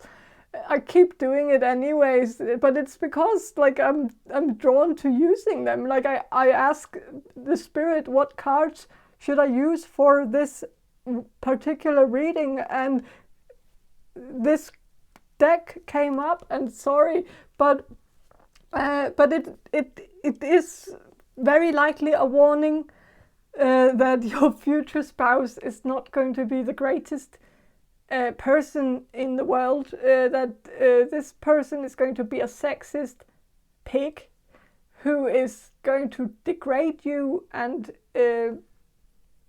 humiliate you, and they will be doing that only to make themselves feel better about themselves. And it's kind of this dominant thing where they will be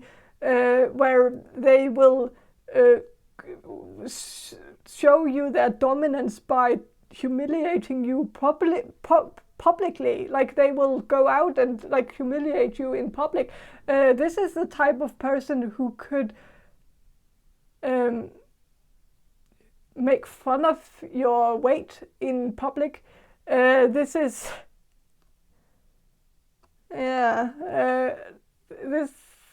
person also finds, as I said before, this person is a very selfish type of person. They find it attractive to feel attractive. They don't see anything attractive about other people.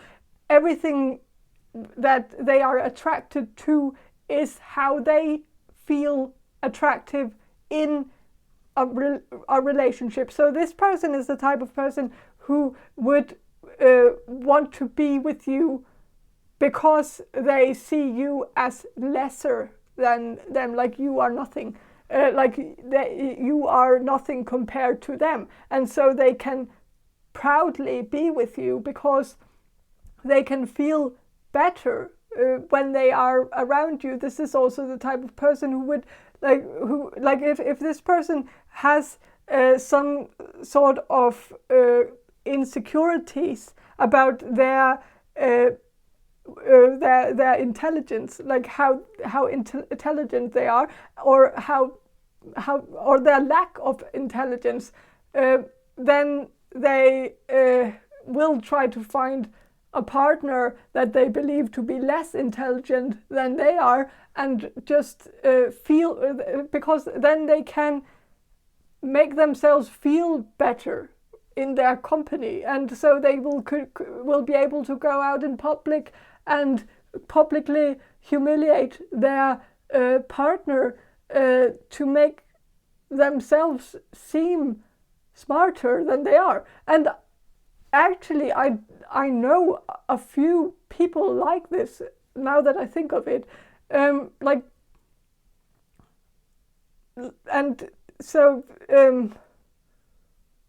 So this is a thing,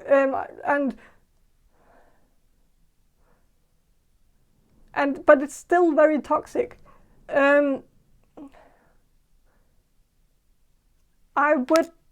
would recommend you to not get married to this person, but of course you have free will. But this is probably a warning to you that maybe you have a bit of a terrible taste in men. I'm sorry to say it, but maybe you shouldn't go for men who, like, maybe you shouldn't, maybe some of you are a bit attracted to men who are unavailable and seem completely uninterested in you, and I get it. I can sympathize because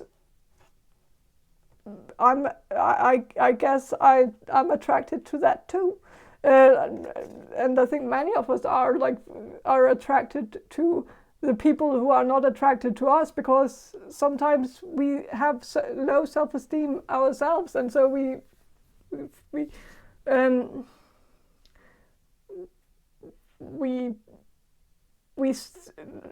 look for a partner that have something in common with us, and if we find someone who has that in common, that they have just as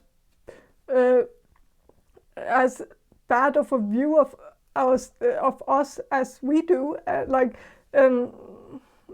then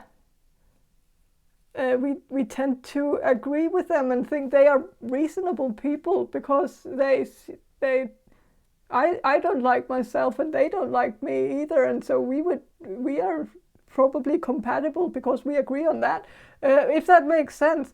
I'm probably going to delete this.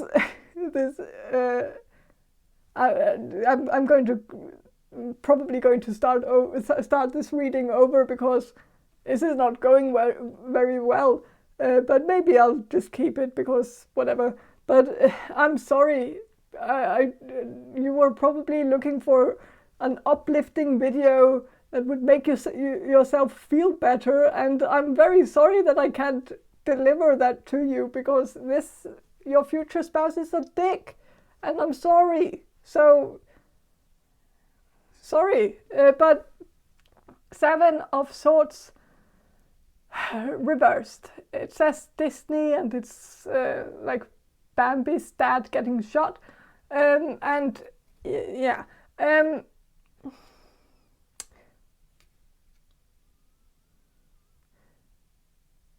I think this person is going to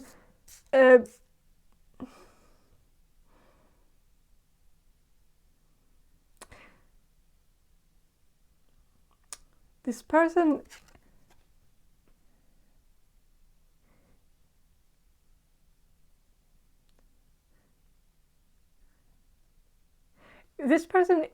like this, when it's upright, 7 of Swords is the cheater card, the cheating card, so when it's reversed, I think this person will find it attractive that you're not a cheater, that they can feel very secure with you because they know that you won't cheat on them, that they are just the ones cheating on you, probably. And so they will like that. That they will know that you're not going to do anything horrible to them.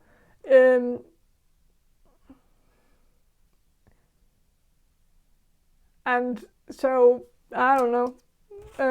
Let's see what else this future spouse of yours, if it, is going to find attractive about you.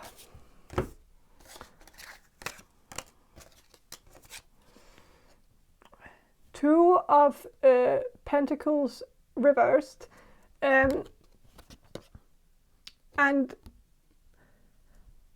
I think this person is going to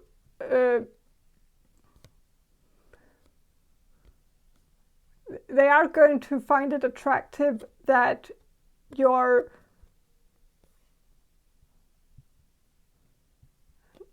with Two of Wands reversed. I think of someone who is not interested, like in the Rider-Waite tarot deck. Two of Wands is someone looking into a globe, and so when it's reversed, I think of someone who's not looking for happiness outside. Someone who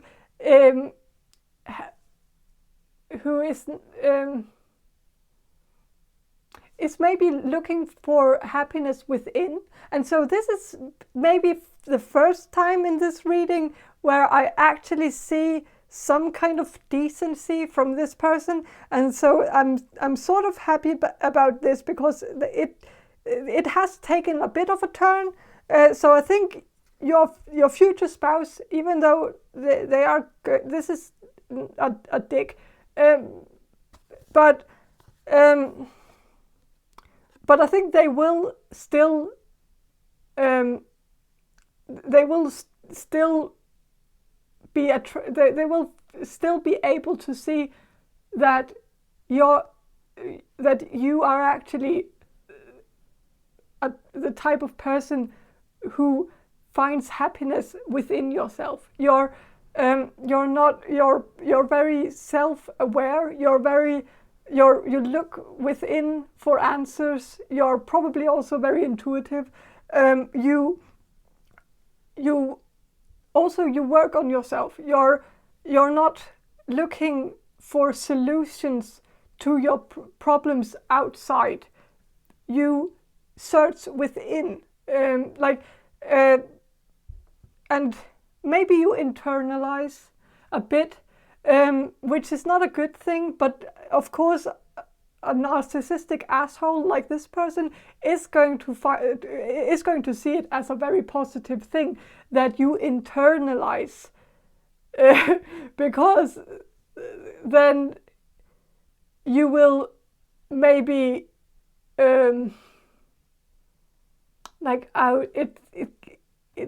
it kind of makes you a target for some manipulative, horrible people. Like this person could potentially end up making you feel as if you're wrong for choosing them as a partner, and probably putting the issues on you because you made the choice to be with them, and you would and they would expect you to internalize that, and they would also see it as like a plus, that you won't be looking for happiness outside of the relationship, that you will be content with how the relationship is, that you're not always out searching for something better than them, which is not a good thing, because that's exactly what you should be doing. And so, of course, that would be something that this person would find attractive, because it helps their cause, it helps them. So if you're loyal to them, but they are not loyal to you, then like it's a win-win situation for them. They can treat you as they would damn well please, and they would also be able to go out and do whatever they please, and you would always be loyal to them, and you would never do the same to them, because this person is exactly the type of person who would be searching for happiness outside of themselves, because this person does not look within. This person is not self-aware. This person is the type of person who always sees the issues outside of themselves. This is the type of person who will move around the country from one place to the other, and like they would move away every time they get into an issue. Like if they have a conflict at work, they will find a new job, and they will think that that's how they solve the issue, is to just move to a different location or to a different job and start afresh, a new place, but they don't realize that they are actually just moving the problem with them, because they are the problem. And so moving to other places will not solve the issue, because they will just move the issue along with them. But this person won't realize that, because this person will always see the fault outside, that it's always someone else's fault. It's never their fault. And so they will never change. And so they will always drag the problem with them. And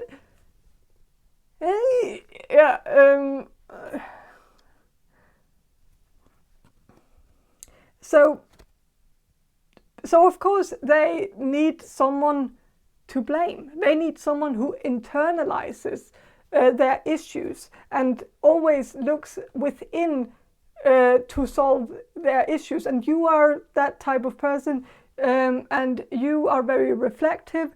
You would always, you would also realize to some extent that you actually have that you have some blame in this. Like you will recognize that yes, you did make a bad decision when you got into this relationship, and you shouldn't, and that you probably shouldn't have expected anything different from this person, because you knew what you went into. You knew exactly who you started dating. You knew how this person was in the beginning, and so you knew it was crazy to start this relationship. And so you will probably internalize some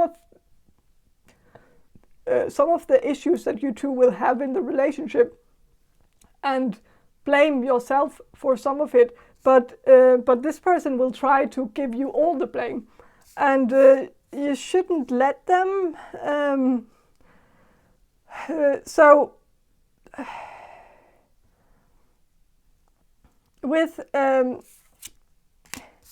9 of Pentacles, this card says alone, and it's the president, but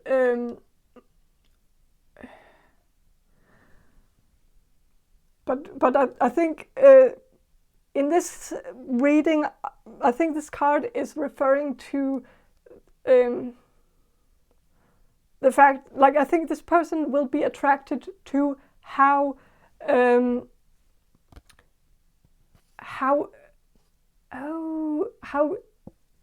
alone you are, or this person will try to make you alone. This is probably the typical narcissist, the typical sociopath who tries to, who gets in a relationship and tries to make the person alone, as lonely as possible, and so that they can trap them into the relationship and make them. This is this is a type of person who would try to ruin your relationships with other people, ruin your friendships, ruin your relationships with your family, and try to make you so dependent on them as possible. And they will find it attractive if they are able to do that, if they are able to make you dependent on them, if they are able to make you alone. And especially if you are a foreigner, or if you don't have that much family, if you're not close to your family right now, then you would be the perfect target for this person. Then this person would be very attracted to you, because you would be exactly their type, because they are looking for someone who doesn't have a strong family foundation, a strong background, because then they can trap you easily. Like when an animal is out of the pack, then it's easy to prey on them, if that makes sense. And so yeah, so like this is the wolf who will wait until you're away from the pack so that they can grab you, snap you, take you up, and so if you are very alone in this world and you don't have close relationships with others, be very, very aware of this person's bad intentions. Really look after the red flags, because there will be a lot of them, and you will be able to notice. And even if you have a bit of a type when it comes to men, or women, this could be a woman too, but if you have a type where you go where you look for the bad girls or bad guys, and the sociopaths and the narcissists and the people with issues, because they seem mysterious and dark, and because it's a bit exciting, and are they going to murder me? How exciting to know if I'm going to live tomorrow, or like if you're into that. And I would get it, because I think some of us, well, we have all been kind of groomed by Hollywood to, like, all women have been groomed by Hollywood to be attracted to this type, because Hollywood has always put very, very attractive actors in the roles of complete shit bags. And so and like we know that, like, so many movies, there have been so many movies about rapists, and where they put Brad Pitt in the lead role, not necessarily Brad Pitt, but like a very, very handsome actor, and cast him as a rapist. And that's just Hollywood trying to groom us into finding rapists sexy. It's like they could have just found a bad looking actor, and they should have. And like I'm rambling. It doesn't matter. I don't know what my point is, and I'm very sorry, but that whatever. 6 of Cups here as well. It says politics, and it's a sandbox with children hitting each other, and it's a joke, I guess, about politics just being like this playground of children just smashing each other with, like, it's just but I think like in this reading, I just think this person finds it attractive that you two are going to have possibly have a very toxic relationship where you're not going to be very nice to each other, and and that's the kind of dysfunction that this person is attracted to. This person is like fueled by chaos. This is the energy vampire thing, where this person is going to feed on the negativity.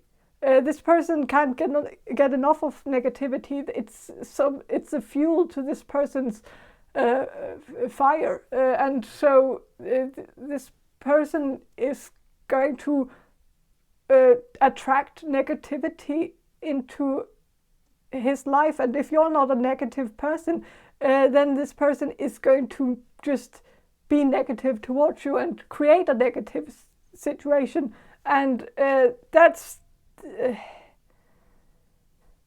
I don't like it. But this is also, like, Six of Cups is also familiarity, and that maybe makes sense, because if this person grew up in a household where he watched his parents have a very toxic relationship, maybe this person's father was very dominant and his mother was very submissive, and so maybe they had a very toxic relationship where the father maybe the father was abusive towards the mother, and so that's what this person witnessed as a child, and so this is how this person believes that a relationship should be like, and so they are trying to reenact that sort of thing. Maybe they never figured out that there was actually something wrong with that dynamic that his parents had. Maybe this person never really came to that state of rebellion against his parents, where he started realizing that maybe his parents weren't that perfect. And this might have happened for several reasons. It could be that this person lost his parents, or was sent in foster care, or something from a very early age, and so the only memories that this person has of his parents were before he became a teenager, before he started rebelling against his parents, before he started realizing that what his parents did was actually toxic and not ideal. And maybe this maybe he is trying to find that sort of dynamic in a relationship and tries to find that toxicity again. Maybe it's something that seems so familiar to them that maybe this person is a bit nostalgic in some way towards his childhood, and so he wants to get back some of the childhood that he lost. But his childhood might have been quite toxic, but he's still nostalgic about it, so he still wants to get it again. But it's this whole thing, I don't know. But yeah, take it as a warning. This person is not going to be your ideal partner. You're probably going to find him sexy because because he's reserved and mysterious and dark and acts as if he doesn't care about you, and it's probably because he doesn't. And so it's going to be this thing where, of course, it's not going to end very well. And so take it as a warning.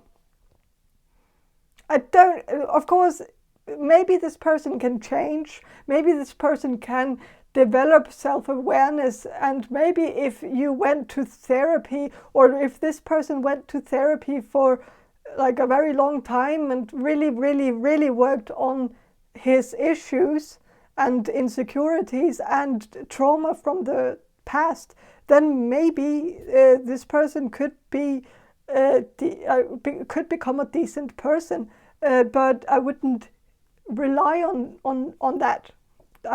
That's just my 2 cents in this. And so yeah, I hope this reading was helpful, and if it was, please subscribe to my channel, and I hope to see you in my next reading. Bye. Hello, group number 5. You chose the Cook's Tarot, and I will start with some channeling, and then I will shuffle the cards for you. So, okay, group number 5. Group number 5. The people who will choose group number 5.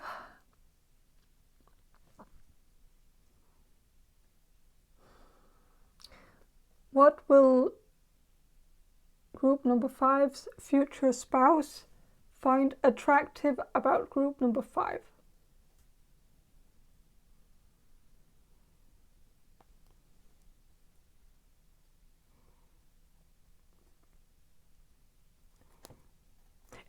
I think if some of you are into gemstones and crystals and jewelry and creative expression through jewelry or something like that, I think this is something your future spouse will find very attractive.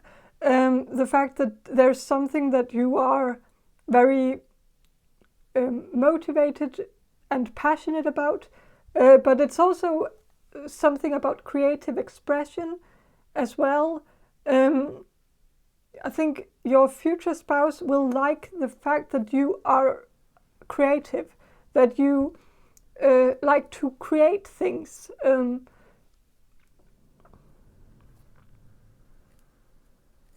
So that you're also into like some arts and crafts, and that you like to do things with your hands, draw, paint, and stuff like that.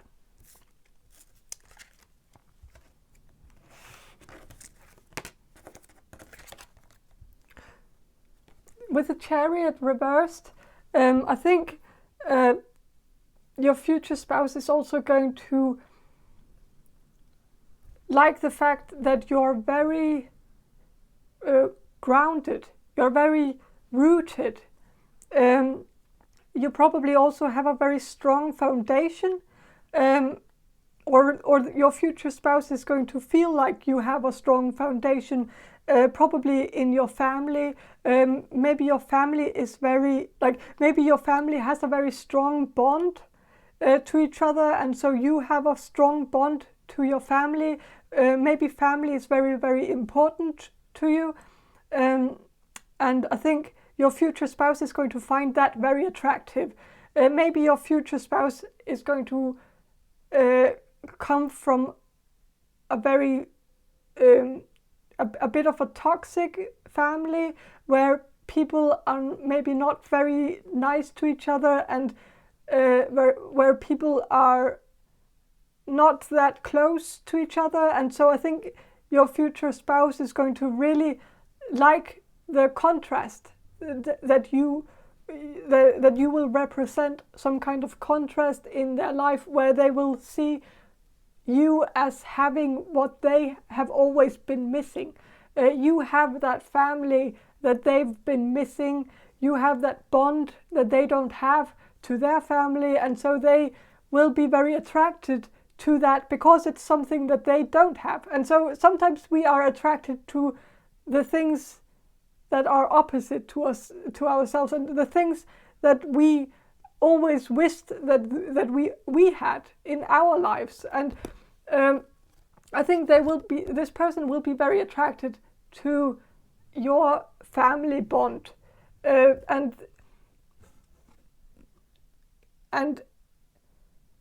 how much family means to you.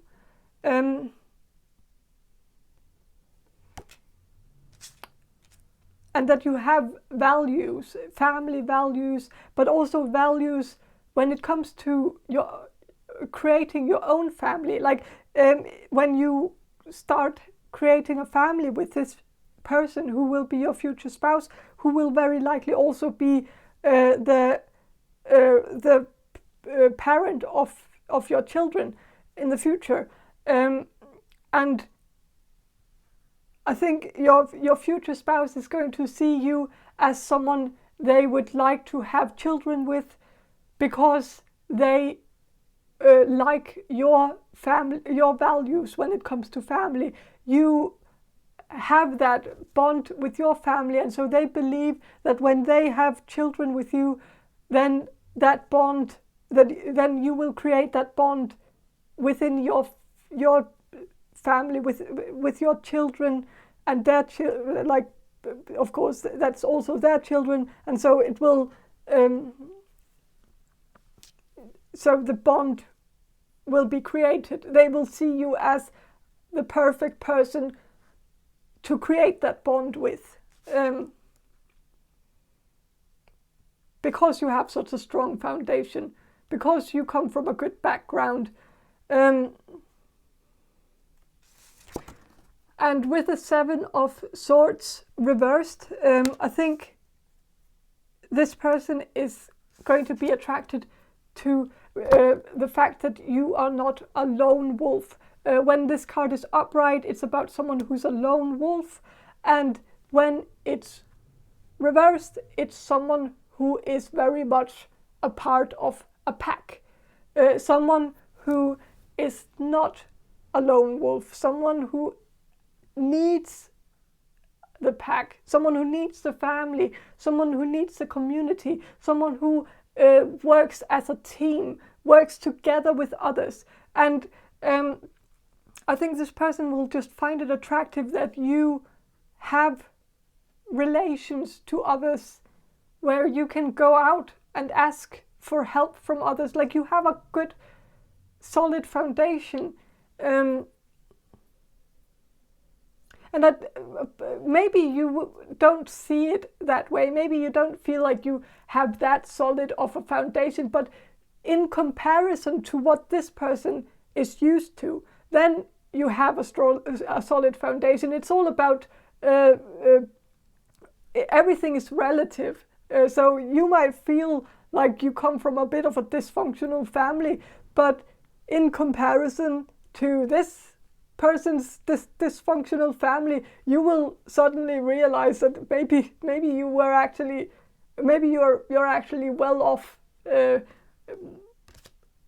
So yeah, I think, but I think this person is going to be very attracted to your values, but also to the fact that you are very giving. You're very caring and very nurturing. You might be the type of person who always wants everyone around you to feel good. Like, you go around asking people if they need something. Like, if you're at a party, you're the type of person who goes around asking people if they need something, or if they like. You're the type of person who always checks up on people and makes sure that everyone is okay, everyone is good, everyone has everything they need, and I think this person will they will be very attracted to the fact that you care about others, that you're not a selfish person, that you are very self-sacrificing in a way. Like, you're always thinking of other people. You don't think of yourself. Like, you think of yourself last. Like, you're the type of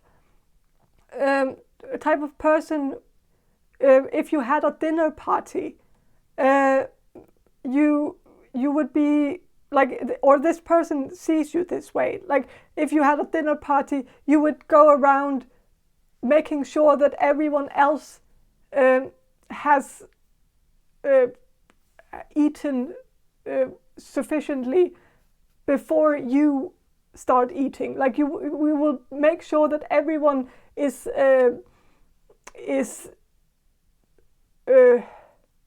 like, that everyone got enough food before you put food on your own plate, or like if that makes sense. Like you're just or maybe this is not how you are, but it's just like an example of, like, I think you're just someone who always puts other people first, and your future spouse will find that very attractive, that you are this way, because this person is used to a family where everyone is just selfish and everyone is just thinking of themselves, and no one is actually getting intertwined with each other's lives, because everyone is just their own island. And so I think you will be a fresh breath of air, because you're something very different from what this person is used to. So what else will your future spouse find attractive about you?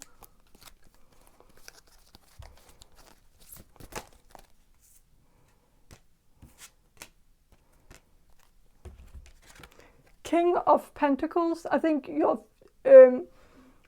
future spouse will see you as someone who's very stable, very secure, possibly also financially secure, someone financially independent, likely, and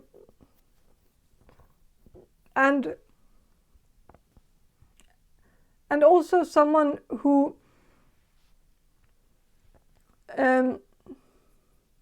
like your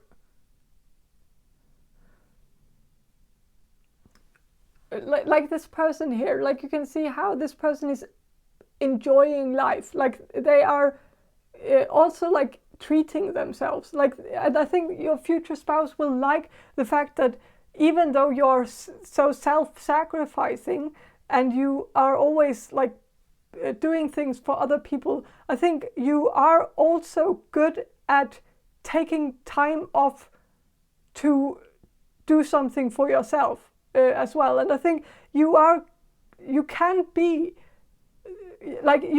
there for others because you are so good at taking a break and doing something to treat yourself. Like you can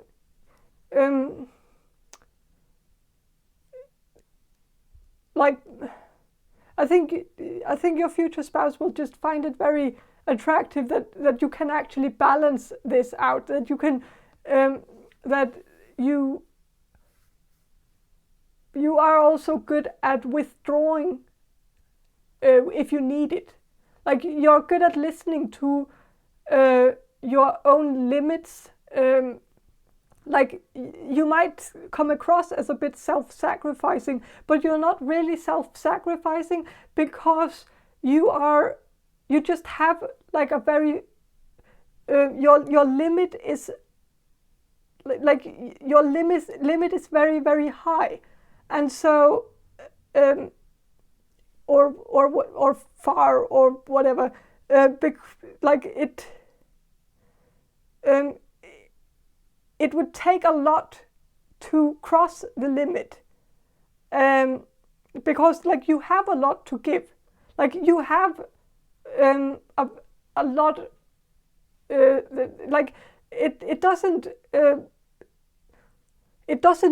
drain you to help others, and so you have a lot to spare to others, but as soon as you cross that limit where you can't be there anymore for other people, you are good at withdrawing and saying, okay, now I need a break. Now I need to focus on myself. But you can tell when enough is enough. So it's not self-sacrificing, because you're not really tearing yourself down while helping others, because you're just if that makes sense. And with a star, I think your your future spouse is going to be very attracted to you, to your body. They are like, that's this is a lady who is naked in a bathtub, and she's very sexy, and so your future spouse is going to find you very sexy, very like, they will want to have sex with you most of the time.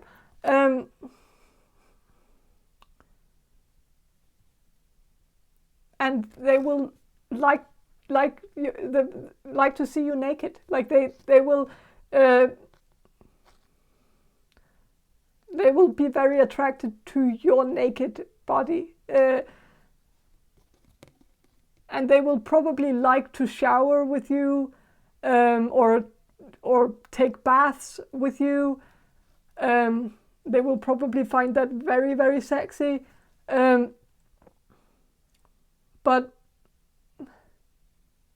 I think they will also just like the fact that you seem to enjoy those times of pampering, like this lady here in the bathtub. She's like pampering herself, feeling herself, taking that break out of her busy life to really get into her sensual self, and like you can also see that there's one hand is out. You don't know where the other hand is, and my point is that I think your future spouse will be very attracted by the fact that you will feel yourself, like you will, I think your future spouse will also find it very attractive just to see you get yourself off. That can be some kind of fetish that this person has, that they like to see you masturbate. And I don't know. But I think this person will just be very attracted to you being sensual, but also just when seeing you pampering yourself, feeling yourself, being, I don't know. This I don't know.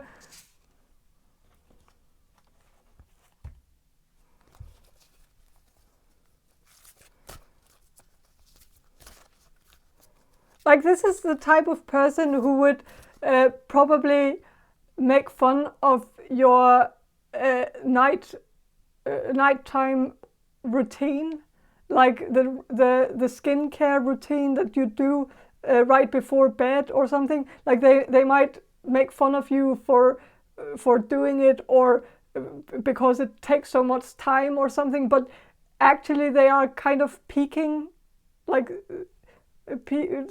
looking at you, kind of admiring you doing it, because they like the fact that you take time into your own appearance, but also just that you take time doing something for yourself that you enjoy doing, just because you enjoy doing it. This person probably also likes to look at you while you do your makeup, just because they find it intriguing that you, like, probably also to see you be creative with it. And even though they make fun of you for using way too much time on your makeup, they will still see it as like something,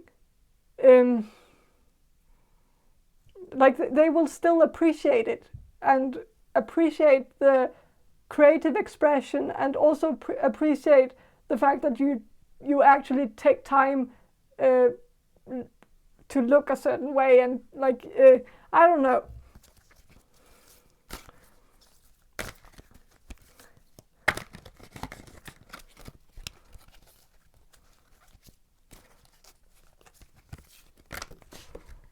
Like it's also like this person doesn't really like this is a typical, like I don't know if this is a man or whatever, but if this is a man,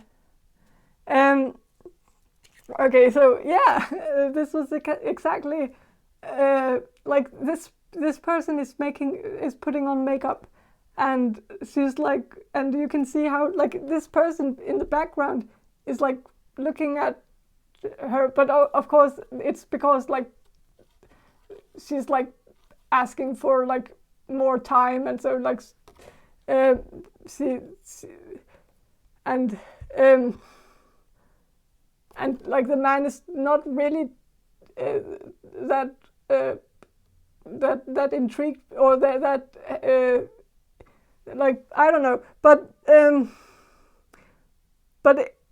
like how I read this in this context is that I think this person just really like, they like that you do your makeup and do feminine things, and this is like the type that, as I said before, it's the typical man who's like judgmental of those female shenanigans. What are those weird women doing? Why are they putting on this weird makeup and putting what is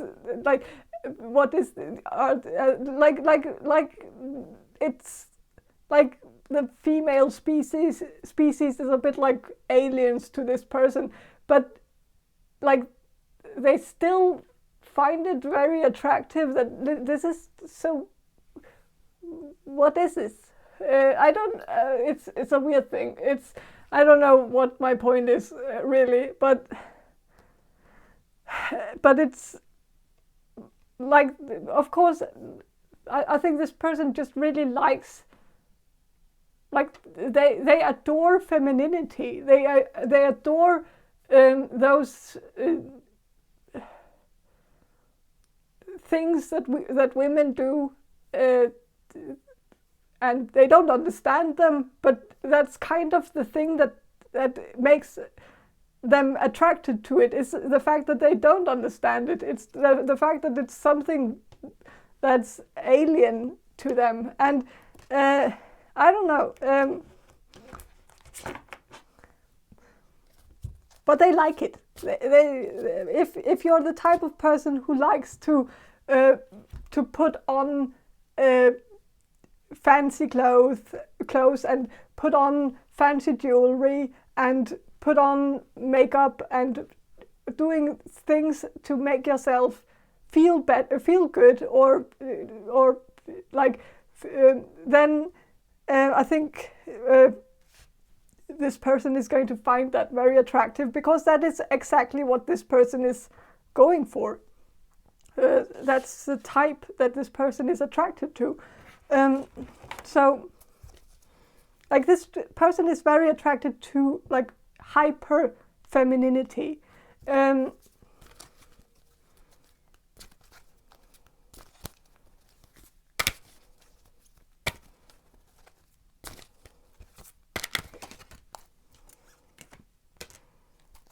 So the High Priestess came through. So I think this person is also going to be very attracted to the fact that you have a spiritual side to you. Maybe you have some psychic abilities as well. And I think you might also have a very strong intuition. And I think this person will just find it very attractive, and find it like it's the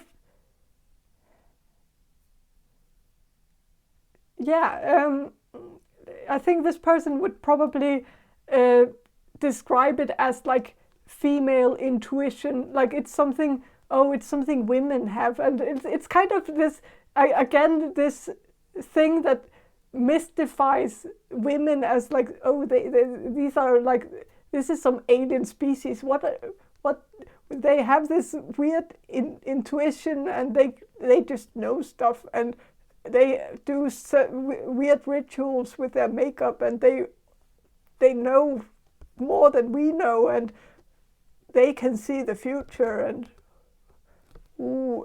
I don't know. It's a weird, yeah. But my point is, this person will be very attracted to your intuition and your spirituality, and yeah. And so also, like I said in the beginning, if you're into crystals and gemstones and like weird woo-woo things that, oh, this is some weird female things where, oh, women are into like weird stones, and that's like, if you're into that, and candles and scents and fragrances and weird incense and all of that. If you're into that sort of thing, like, this person would find that very attractive, because it's something they don't know and they don't understand it, and it's like this alien thing where they are intrigued by it because they don't get it, and they find it attractive. Yeah. Because it's a bit mystical, and it's a bit like, I don't know.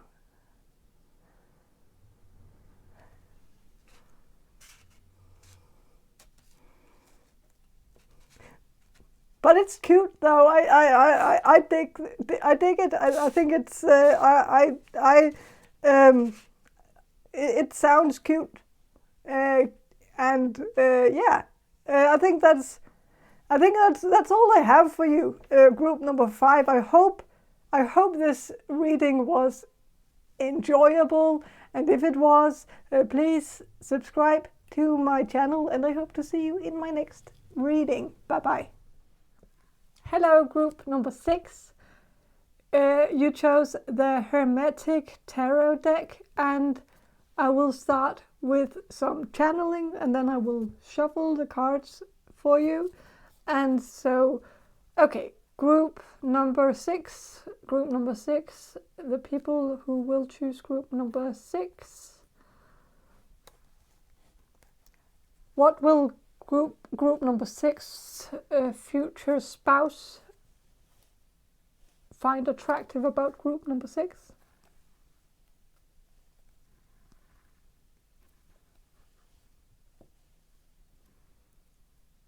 I think this person will find it attractive that you're very much one of a kind. Like, I think this person will see you as a bit of a unicorn, in some weird way. Like, there's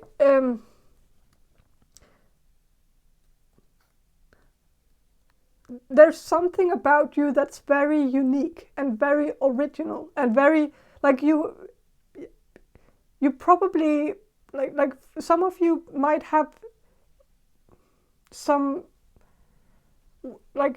perspective that's very original.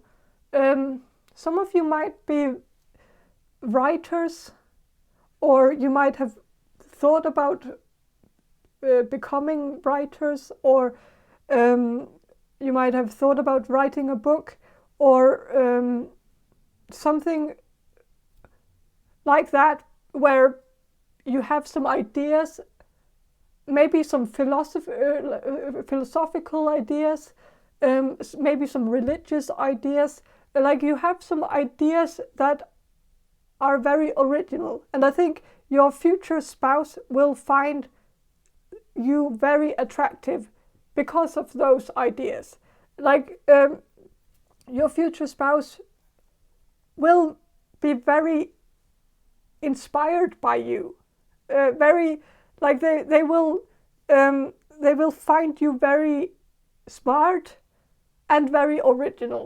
Like they will even find you brilliant. Like you will have some ideas that you will share with this person, where this person will just be completely surprised by how you will blow this person's mind with some of your ideas. Like this person, like they will feel like you completely change their point of view on something, and maybe their view on life, like you will completely change their outlook on life in some way. And it's a very strong thing, where I think this person will be so attracted to your mind, to your brain. Like they will just see you as like they will feel like they catched a unicorn. Like they really won the lottery with you, because like they found someone who's obviously brilliant. Like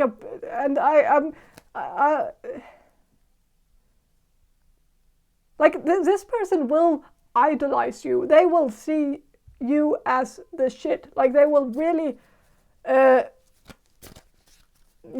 congratulations. Like this will be your number one fan. Like they will really look up to you and put you up on a pedestal, and see you as like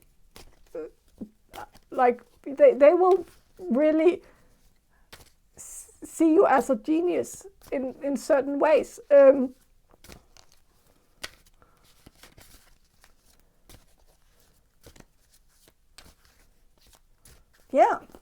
I think so. I think this person will find your intelligence incredibly attractive.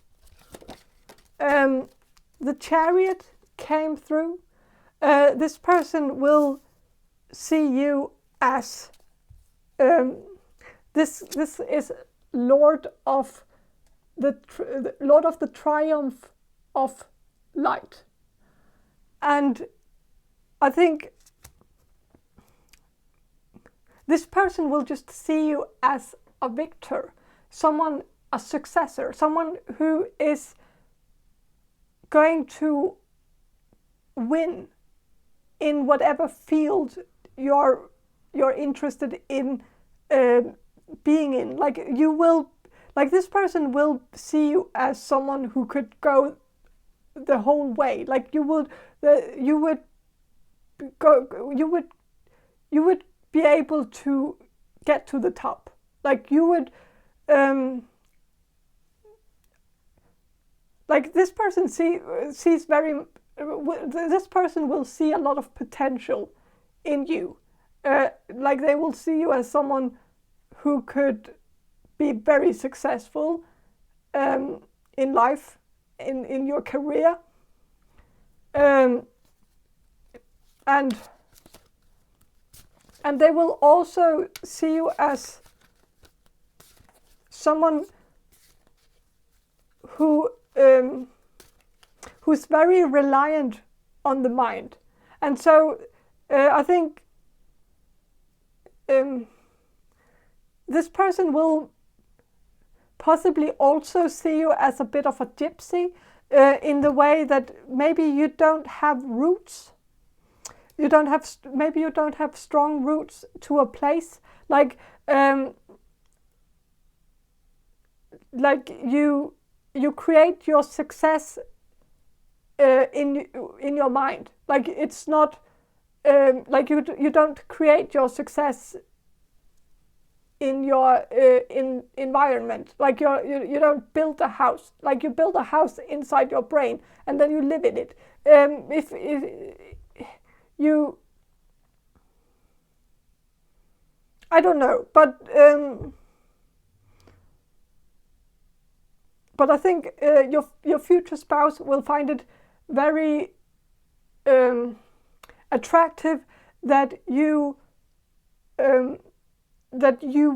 are a bit like a snail, like you have your house on your back, which means that you could travel anywhere in the world and you would still feel at home. Like you don't get homesick very easily. You would be able to make every place your home, because your home is you. You have created yourself. You have made yourself into your home, and so you would never feel homesick anywhere else, if that makes sense. And so I think your future spouse will find that very attractive, that you can adjust to any environment. You're not going to feel insecure if you get into a different environment, even in an environment where people might not talk the same language as you. You would probably still feel somewhat at home there. And so I think your future spouse will see you as someone they can travel the world with. And I think they will see that as a plus, because I think your future spouse is going to be quite adventurous, possibly a bit international, and especially if you're going to be a bit of an international success, which is very likely because you do have some very, very groundbreaking ideas in your mind that maybe if you put it on paper and write a book and publish it, you could get international success. And so I think your future spouse is probably also going to have some kind of international success. So you could be some kind of power couple. And so I think your future spouse is also going to want a partner who they can travel with as well. And you're going to want a partner that you can travel with, because your future is possibly going to have a lot of traveling in it.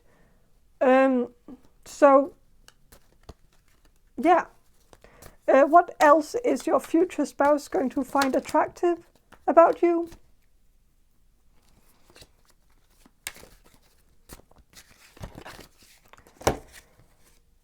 Ace of Wands and Queen of Wands reversed. And so this makes me think that your future spouse is going to find it attractive that you're someone who thinks before you do anything. Like you could be a bit of an overthinker. Like you always plan things out. You make a calculated decision every time you make a decision, and like maybe you don't like to be spontaneous and impulsive. Like you like to have more control over the situation. You want to have thought out every aspect beforehand. Like you want to be prepared for anything. And I think your future spouse is going to be the same way.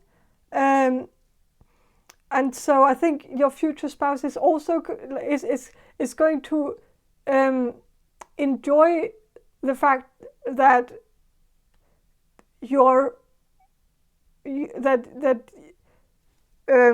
I think it's like this person is not that keen on surprises, and so they will like the fact that you're not that spontaneous person who could just like this person does not like the element of surprise. They don't like to not know what comes next, and so they like the fact that you always give a heads up. Like if you come to visit them, you call first. Like you're not the type of person who just walks into their house unannounced and stuff like that. And I think this person will like the fact that that you're prepared, but that you also prepare them for whenever you come, and for whenever you want to do something, you give this person a heads up. And probably, like, you probably give everyone a heads up first. Like that's just etiquette for you. That of course no one wants people to just come unannounced, and so it's probably very important for you to give people a message first before you visit them and stuff like that, which is probably something that you think is a very normal thing, but it might be something that this person, your future spouse, they might not be used to that. They might have a family where everyone just walks into each other's house unannounced and just goes through their stuff, and everyone is just up in each other's business. And I just think this person will feel like you are like a fresh breath of air in their life, where you're something else. Like you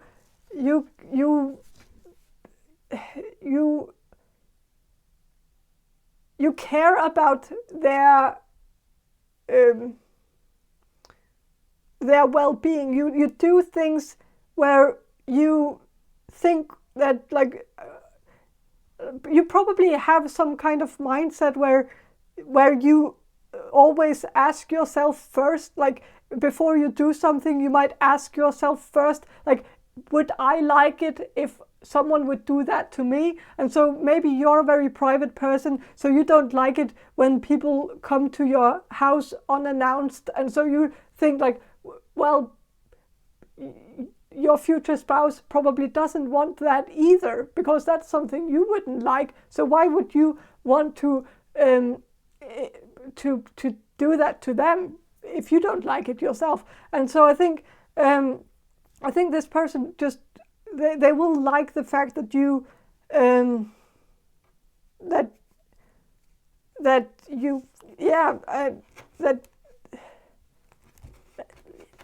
that you give them a heads first or whatever. And it's a small thing, but it's something that this person will find very attractive, that you're, I don't know,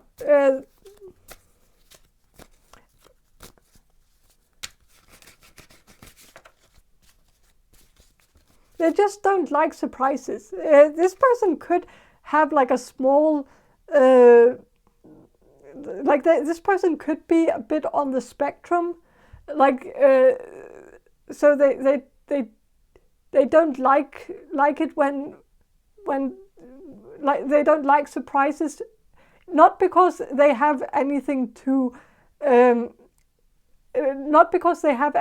hide, which is something that you could maybe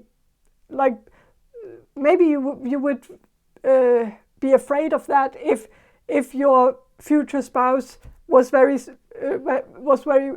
private and told you that they had to that you had to announce your visits first, because maybe you would then assume that it might be because they are cheating on you and they don't want you to catch them cheating or something. But it's not like that. I don't think this is at all the type of person who would cheat on you, but they like to just know what's going to happen throughout the day. Like they like to have the day planned out, and so they like to plan out their work. Like if they have some work that they have to do, then they might plan them out, like, oh, I'm going to do it at 8 o'clock tonight, and so I want to prepare everything so that I can do it at 8 o'clock.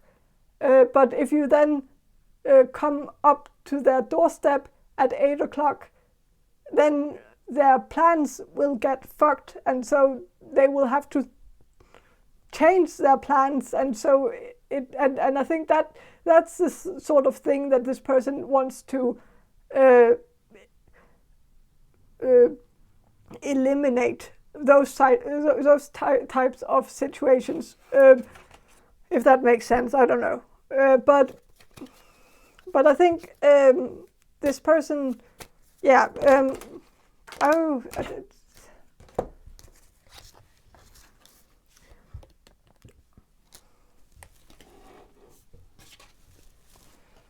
So with King of Pentacles and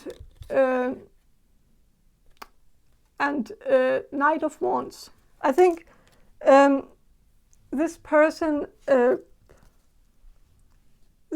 could find it attractive that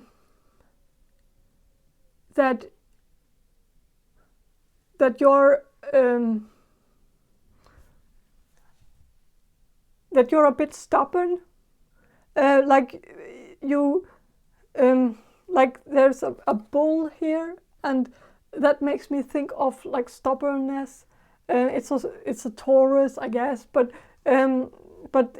Tauruses are also very stubborn. You could be a Taurus, but Tauruses tend to be a bit stubborn, and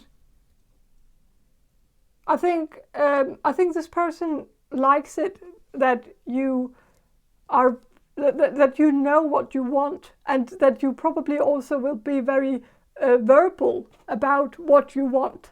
And that's especially if this person is on the spectrum, then they will very much appreciate it if you tell them exactly what you want from them. And if you're able to do that, they will find it very attractive, because that's what they need. They need guidelines in a relationship. They need someone to tell them what to do. And maybe also in the bedroom, like when I think this person finds it very attractive when their partner tells them what they like and what they don't like, and what they should do and what they shouldn't do, and kind of guide them through it, so that they know exactly what you like. Because it's not like this person is inexperienced. Maybe they are, maybe some of them are for some of you, but for others of you, I think this person has experience, but they also know that that they can't really use that experience because everyone is different. So they will have to get you to guide them through it as well, because they need to know what you want personally, because you probably want something different than what they have tried in the past.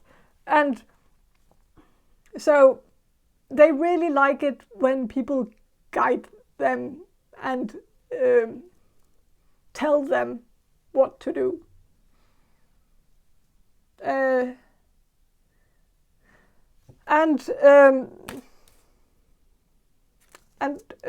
tell them what you like. Like they like what turns you on. Like this person really wants to know what turns you on. What is sexy for you? What fantasies do you have? And what can they do to maybe make those fantasies come true for you?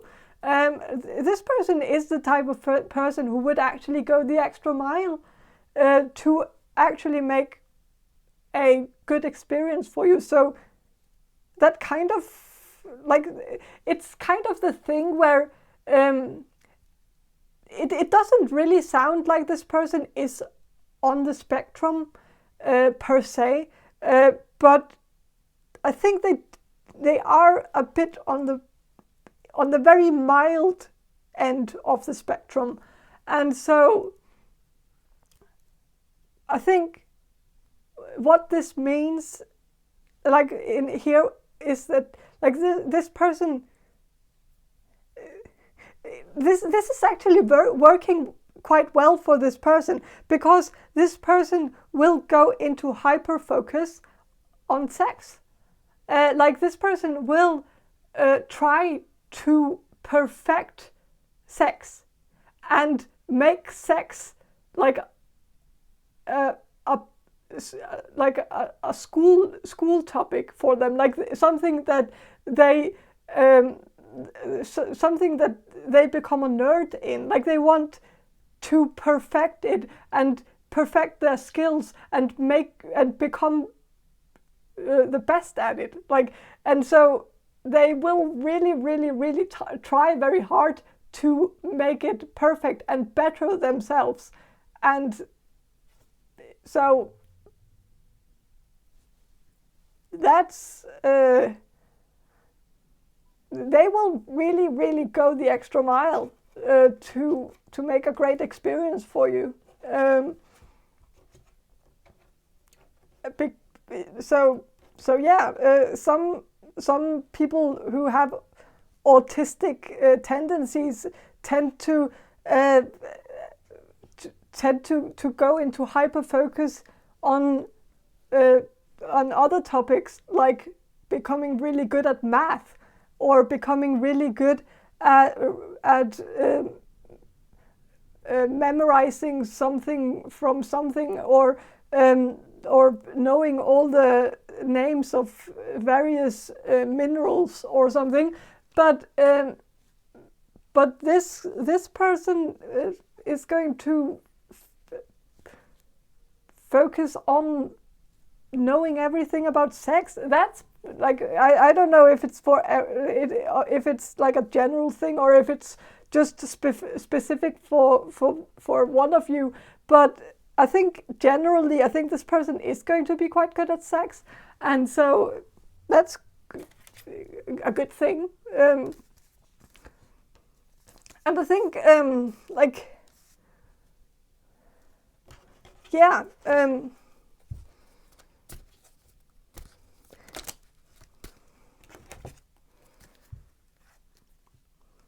with the Sun card here, I think, and the Emperor and King of Swords, I think this person is going to find it attractive that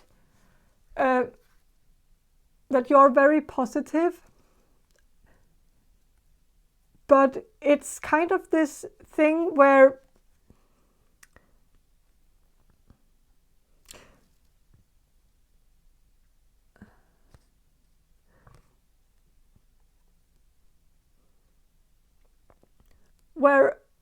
not I don't think I don't think it's the fact that you are so positive. I think it's the fact that you you try really hard to make other people become positive.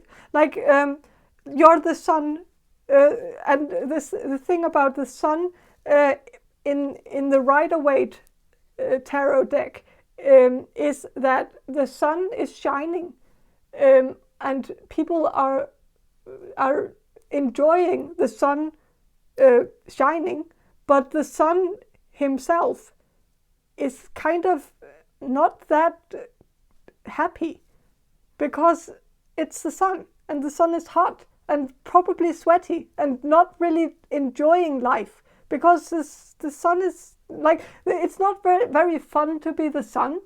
It's very hot to be the sun, and it's not like the most enjoyable thing to be. But everyone else is enjoying the sun and looking up at the sun and thinking, "Yay, the sun is out." But the sun himself, not so much. And I think this person will find it attractive that you bring out so much light to others, but you don't expect that much yourself.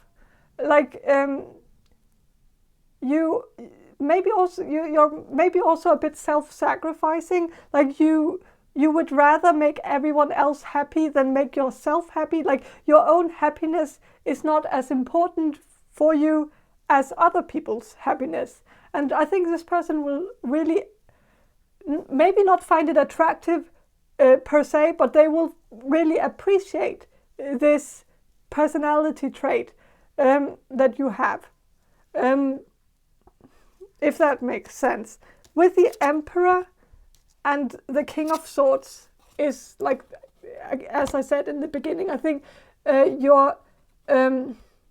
this person will find it most attractive that you are so smart, that you are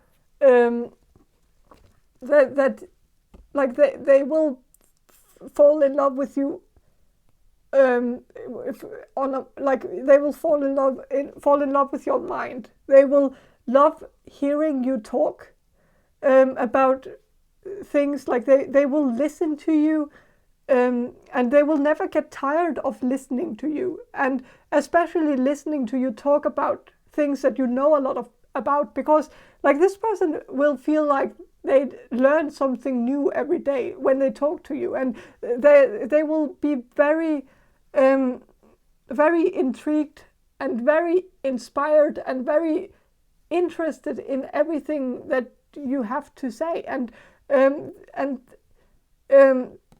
they will just love having conversations with you, talking about religion and philosophy and history and psychology, and talking about literature, talking about all these things. Like they will enjoy talking to you about those things like all day, every day, and they will. I also think like they will feel like you two see eye to eye. Like you have the same opinions about things. So it's very like it's very comfortable to talk to you, and I just think this person will just feel like they learn so much from just being with you, and yeah, they will really enjoy your conversations. There will be a lot of communication in this relationship, and that's also a thing. Like you will be very good at communicating with each other, and communication is key of every relationship. And I think your relationship will be very smooth because you have good communication. You can take like every issue along the way. You can eliminate every issue before it even becomes an issue, just by talking about it before it happens, like before it becomes an issue. And I think you will be able to have like that good communication with each other. And so yeah,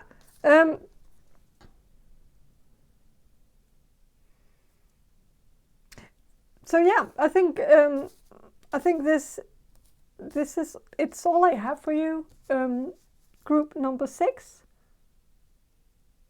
I hope this reading was helpful or enjoyable, and if it was, please subscribe to my channel, and I hope to see you in my next reading. Bye. Hello, group number 7. You chose this Yolanda tarot deck, and I will start with some channeling, and then I will shuffle the cards for you. And so, okay, group number 7, the people who will choose group number 7.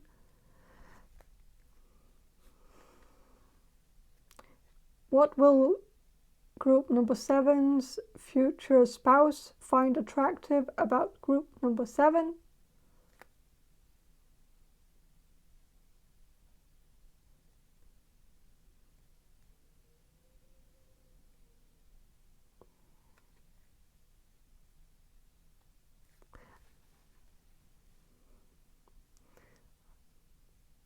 I'm getting something about flowers. You might have some like I think this could be a fragrance. Maybe this person will be very, like your future spouse will maybe be very attracted to your scent or your fragrance. It might, like you might have a fragrance in the future, or maybe you have it now, or whatever, that will smell like flowers. And so that's like one thing, but there could also be like more things about flowers. Maybe you have like green thumbs or green fingers or whatever, how you say that. Like you might be very good at gardening or making things blossom. You might have a flair for it, but you could also just have like a very romantic style where you like to wear flowers and wear romantic things like embroidery or whatever, and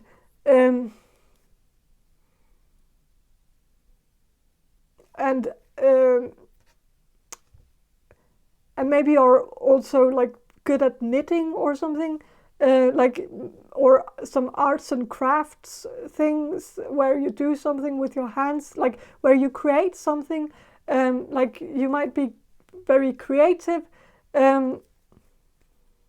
but and maybe you're good at like creative expression through your clothes, maybe also through decor, like decorating your house. And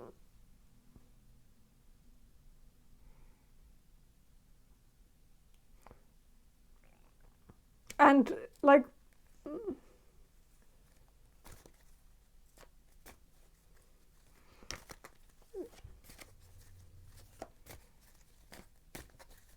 but I'm also I think your future spouse will, if you're a woman, I think your future spouse will be very attracted to your femininity, like the fact that you are whatever you do that's feminine. Like maybe you also have like something very feminine about you. Like you might your hands might be very feminine. Your movements might be very feminine, and the way you dress might be very feminine. You might like to wear dresses and skirts and like and just look feminine. And like if you have long hair, I think your future spouse would find that very attractive.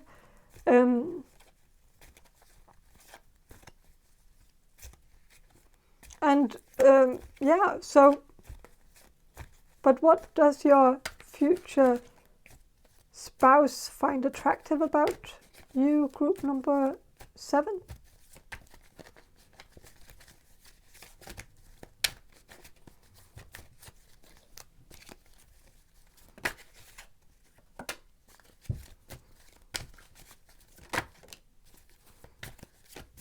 Okay, so with the Magician here, I think you could like I think your future spouse will find it quite attractive that you have that you can create things. Like you possibly also have some talents, some creative talents, where you're maybe good at drawing or good at painting, good at knitting, good at embroidery, good at doing something like with your hands where you can do some kind of craft, and like you might have some kind of skill that not many people have, like something that you're good at, that maybe is something that that is kind of dying out, something from the past, something you might do, something that people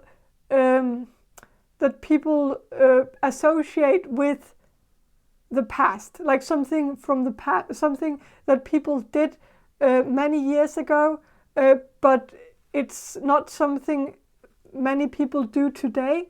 And so it could be something like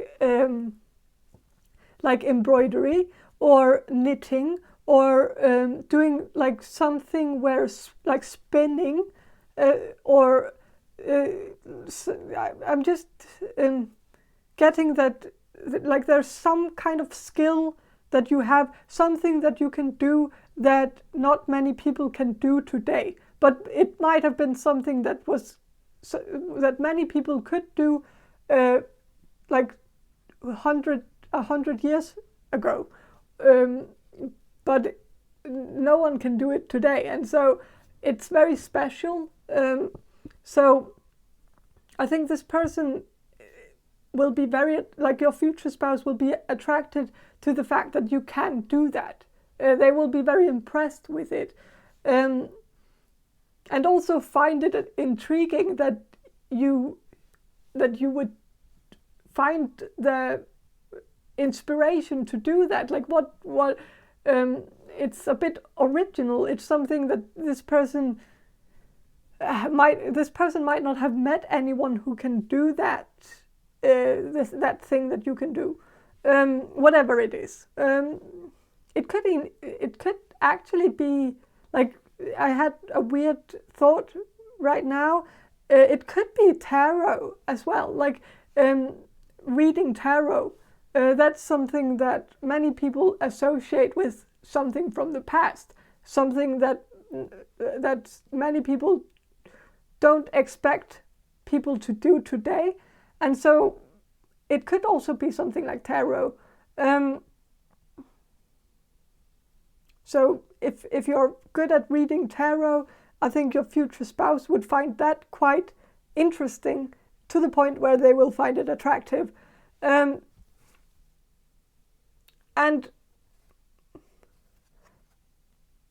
I think there's I think with the magician here, like the magician is also about having many different talents and being able to use them all simultaneously. And I think that's also something, like I think you have a lot of different talents, like there are different skills that you have that you can use. Like you can both knit maybe and draw, and maybe also read tarot, and maybe also do something different, maybe also sing, maybe write poetry, maybe like you might have like a big palette of different things that you are talented at. And so you could go many different ways in life, like whatever you choose to focus on in the future, like you would be able to get success from it. But you have so many things to choose from that maybe it could even end up being difficult for you to choose the right path for you, because you have so many different things that you could be doing, if that makes sense. But that is, of course, like that is not a problem. Abundance is never a problem. Like it's never a problem to have too many things to decide from. Like that's a privilege. So many people don't have any talents, or of course some people, everyone has like one talent, I guess, but like but it's at least it's a privilege to have a lot of different talents. And so I think this person will see it as a privilege. So yeah, I think this person will be like, I think this person will also be attracted by the fact that they will never really know what to expect from you. Like like they might know all the crazy talents or crazy skills that you have, but then you might surprise them like all the time, where like suddenly you will like tell them, oh, but I can also growl, like heavy metal growl, or I can also so like this person, like I think this person likes the fact that you always surprise them with like something new that you can do, like something they didn't expect. Like I think this person will also maybe, like they will see you as someone who's also naturally good at everything. Like you're maybe that type of person who can just like who's like, even when you're like a beginner at beginner level at something, you're just naturally good at it. Like if you start playing like a sport and you have never tried it before, you're just naturally good at it. Or if you play a game, like a board game that you never tried before, you can slay at it even if you don't really know the rules. Or or that's how your future spouse will see you as. Like they will see you as someone who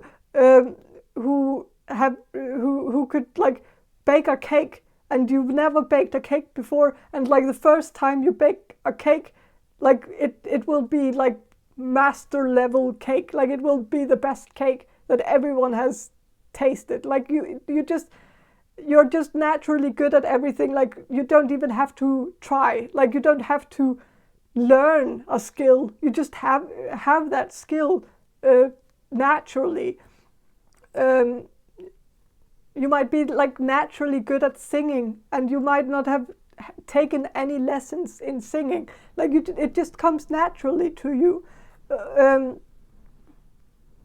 And so I think this person will see you as very privileged, like someone who is very fortunate at everything, like born lucky. Like you were just born with all the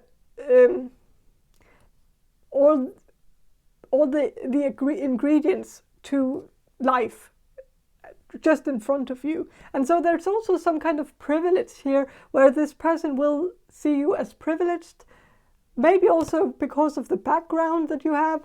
I don't know.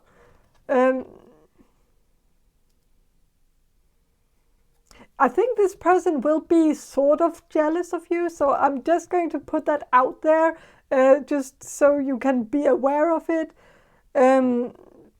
so that like if it becomes like a red flag for you, then at least you can notice it in the beginning. Like if that's not something you want, but like I don't know if this jealousy is going to be a problem yet.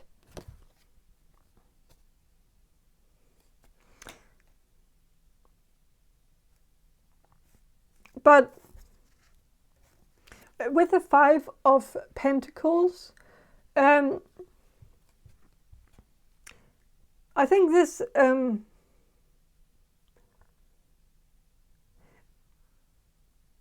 this person is going to find it attractive that you're a bit of an outsider, but you own it. Like you're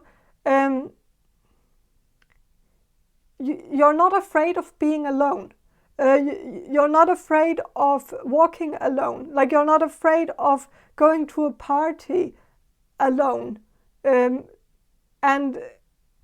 I think that's one of the things that this person will notice right away. Like it will be one of the things that will make this person fall in love with you, is that they will see you as someone so confident that you don't actually need anyone. Like you don't need to have someone just so that you can feel like you have friends. Like you don't have to have that kind of token around with you, that you where you can where you just use them as like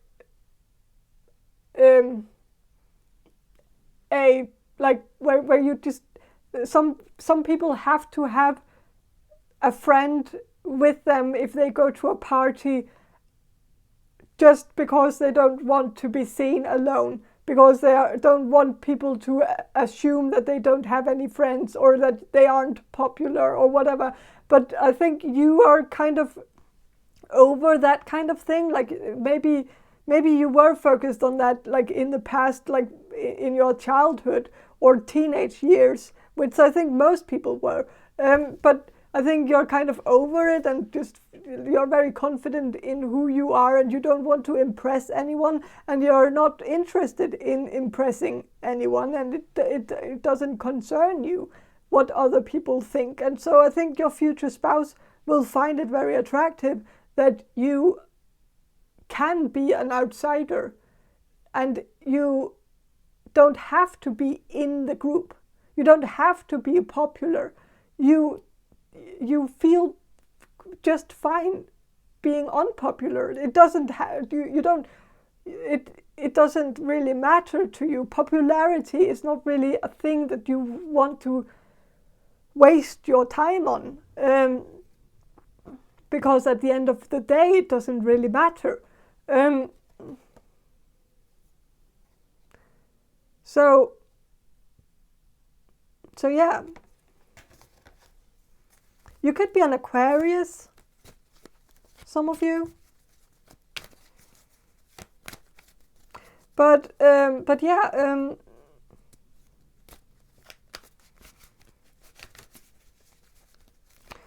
what will group number 7's future spouse find attractive about group number 7?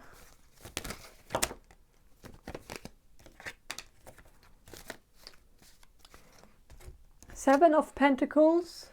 So I think your future spouse will see you as someone who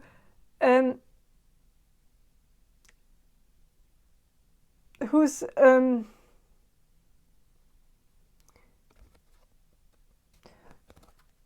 you're very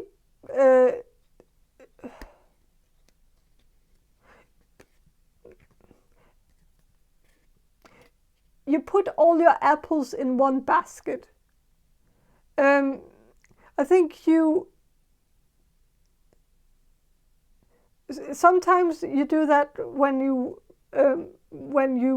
deal with people. Like you put all your money on one horse. So I think that's something this person will find quite attractive, is that when you start dating this person, you will put all the apples in that basket. Like you will bet everything on them, and you're maybe a bit of an all or nothing type of person. Like you're all in, or you don't want anything to do with them, but like you invest everything into a relationship, and so you go in like fully, and you commit very easily. For some of you, I don't know if it's for all of you, but I'm just sensing that your future spouse will like the fact that you will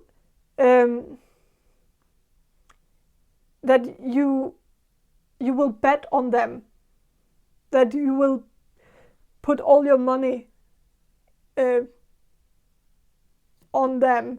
And that could also be that this person will also be attracted to the fact that you will be very generous with them, generous with your money.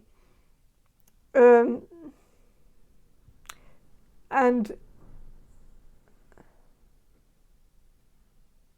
yeah, that could be,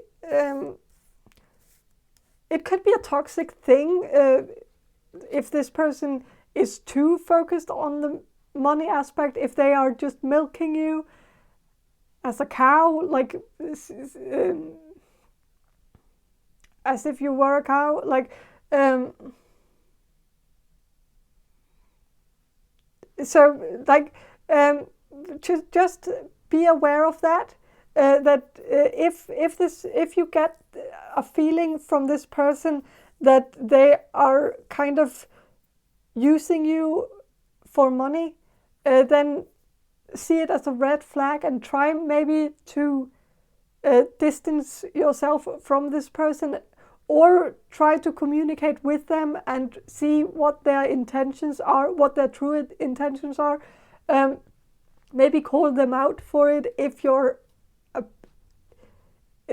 you have your concerns. Because this person could be the type of person who, like, if you're going to make money, and if you make a lot of money in the future, this person would be with you just so that they wouldn't have to work, and so they would see you as like a way to be able to just do nothing all day. And that does sound very toxic, I know, and it is for some of you. And so be aware of it and try to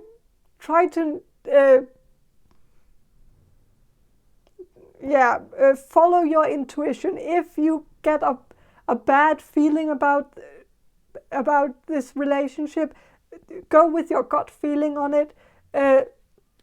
If your gut tells you that the person is just using you for money, follow that gut feeling. So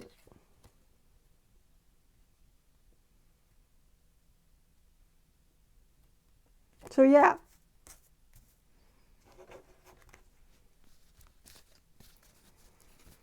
What else will your future spouse find attractive about you?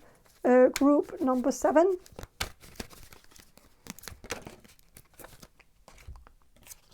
Two of Wands reversed. So these two, like when it's upright, it's two people fighting. And so I think when it's reversed, I think you will not be fighting. I think that this person will find it very attractive that you won't have that many fights. But the fact is that I don't think it's a good thing that you won't be fighting, because when these two are fighting, they are fighting to see eye to eye. They are fighting for a solution. They are fighting for a compromise. You can also see the checkers here, the chessboard underneath. It shows that it's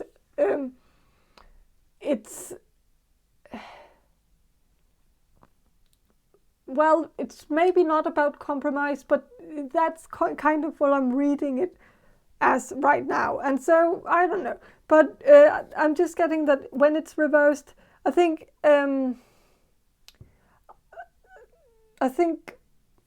this person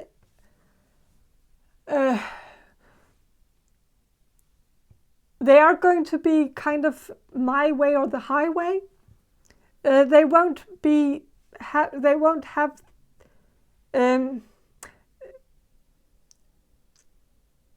like, I think they will like the fact that you work a lot on bettering yourself, and you internalize a lot, and you, like, every time you get into a problem, you find the solution to the problem within yourself. And you might do that in the relationship as well. When you see a problem in the relationship, you internalize it and find out what can you do to solve this problem on your own. And so there won't be any fights between you and this person, because you will fix all the problems by internalizing them and finding a solution within yourself. But by doing that, you're not actually fixing the problem that they have, and they are the main cause of many of the problems. But you just end up finding solutions on your own, or adjusting to the situation, compromising unfairly, and give up on some fights where you just give up before you even start the fight, where you just throw in the towel, or where you blame yourself for it. And if that makes sense. And so I think I think this person will find it attractive that you two will not be fighting, that they will see you as someone who is very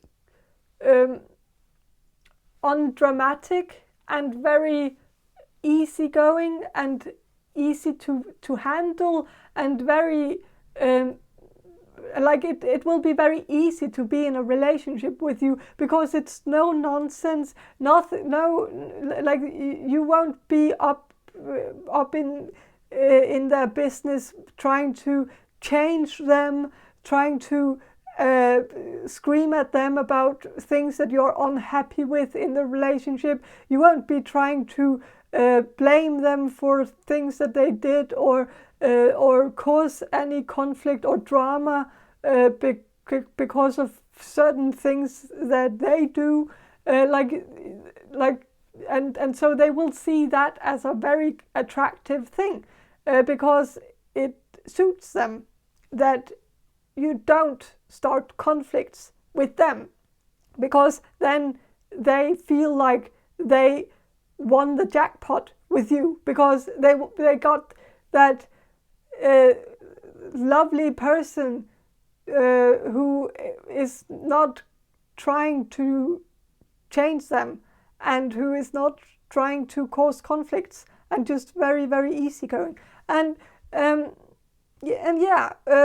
the problem is that this person will not develop or evolve in that sort of relationship.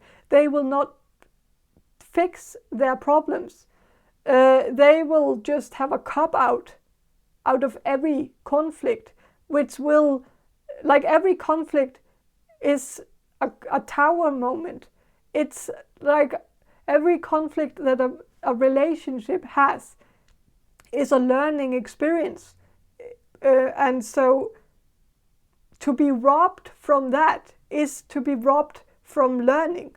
And this person will be robbed from learning and becoming a better person. And so they will believe that that's what they want, and that's what they are attracted to, and that's their type. That's what they are searching for, someone who will never change them. But the problem is that this person needs to change. They believe that they don't. They think they don't need to change, and so they see it as like a very, very important character trait in their future spouse, that they want someone who don't want to change them. But again, they might need some change in their life, because they are not always acting the best way. And so I know this is a bit of a negative reading, but I'm just saying that I think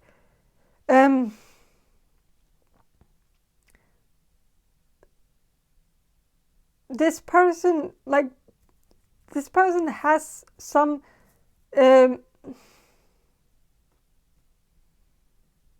things where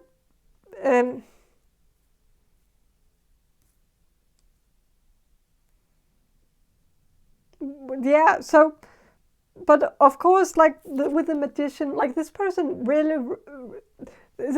will be very attracted to the fact that you are a very talented person, and they will see that. they will be a bit jealous of it, but they will see it and they will admire it.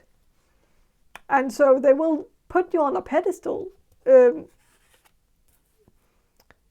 But they will also put you on a pedestal because you're no nonsense. And you are not like all the other girls, or if you're a girl, or you're not like all the other men if you're a man. But like this person will possibly brag to their friends that they got the jackpot with you because they found the perfect woman, if you're a woman, who is not dramatic, who is no nonsense, who is just easy and maybe also a bit like a dude, because you're not causing drama and not causing conflicts and just being chill and stuff like that. But the fact is that sometimes these types of people who doesn't look inwards, who isn't self-aware, they need someone to be dramatic and someone to cause conflict and someone to tell them that when they are acting like douchebags, and being upfront with them so that they can change certain aspects of themselves and become a better person. So yeah, that's all I have for you, group number 7. I hope this reading was helpful, and if it was, please subscribe to my channel, and I hope to see you in my next reading. Bye. Hello, group number 8. You chose the alcohol tarot deck, and I will start with some channeling and then I will shuffle the cards for you. So, okay, group number 8, the people who will choose group number 8. What will group number 8's future spouse find attractive about group number 8?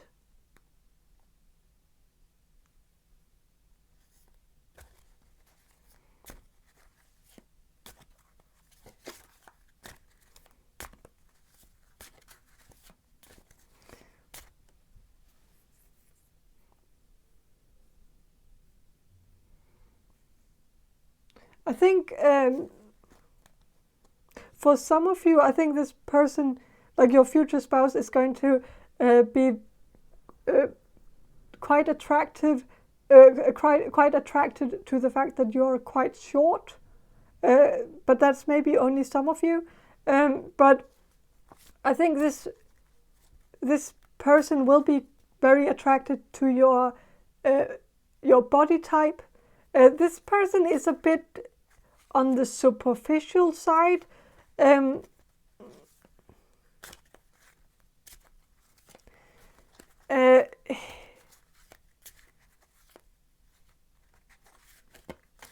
This person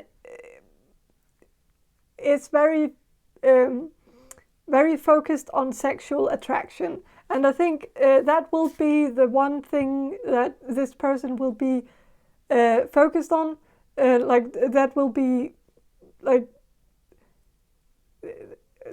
I think this person is also very attracted to chemistry, like chemistry between two people, and so this person is looking for that perfect chemistry where it's like this thing that it can't really be described, but it's like just some natural chemistry,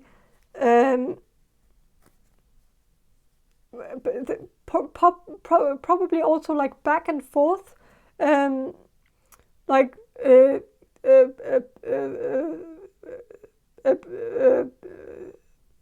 banter,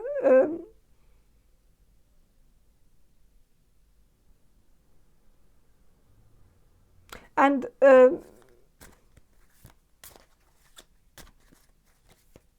like I think this person will be very I think this person will be attracted to the fact that you will tease them and they will tease you, and I think there will be some kind of back and forth where that's kind of what this person is attracted to. They say something to you, you say something back, they insult you, you insult them back, and so it's there's ping pong. It's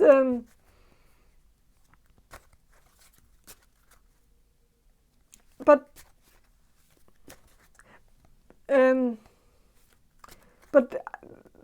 I was also in the beginning I talked about you being short. It could also be that you're tall, but it's the extremes.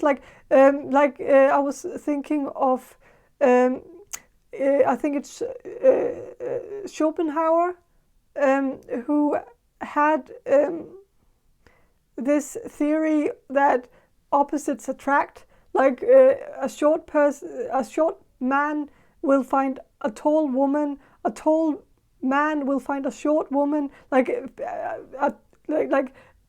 Extremes will always attract extremes, the opposite extreme. A thin person will attract a thick person. And I think there will be something about you two where opposites will attract. If you're short, this person will be attracted to that because they are tall themselves, and so it's that's the thing that they like, that it's complementary because it's the opposite.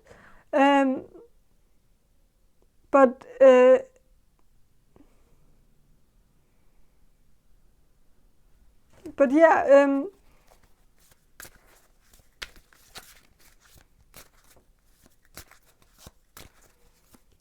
and so I think this person will be very attracted to the fact that you're very different from them, that you look very different from them. If this person has blonde hair, you might have black hair. But it's just that it's the opposite. It's and I think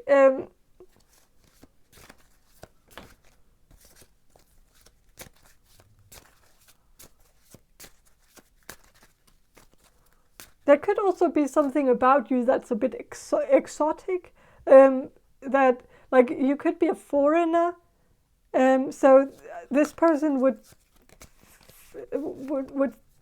very likely fall in love with you because you're a foreigner, because you're so different from them,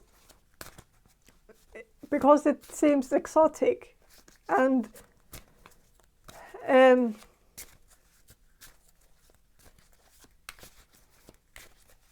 but yeah, so I want to shuffle the cards and see what the cards have to say about what group number 8's future spouse is going to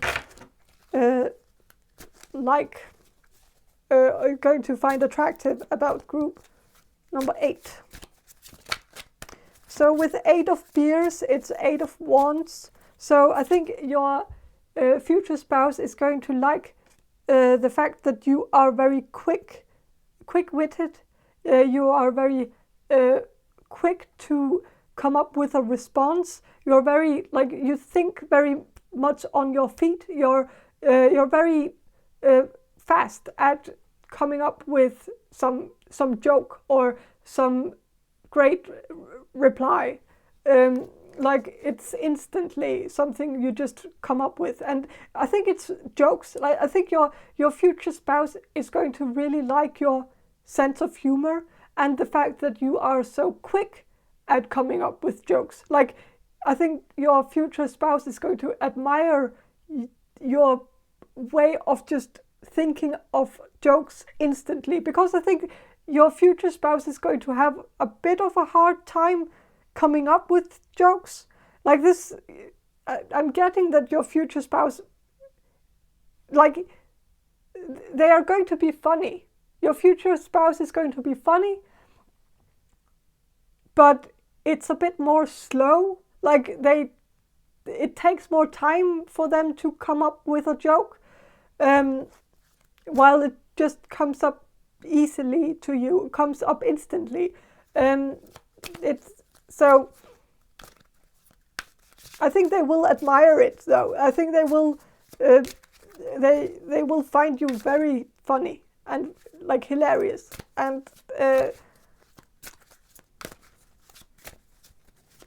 yeah, and yeah. I think you will laugh a lot in this relationship.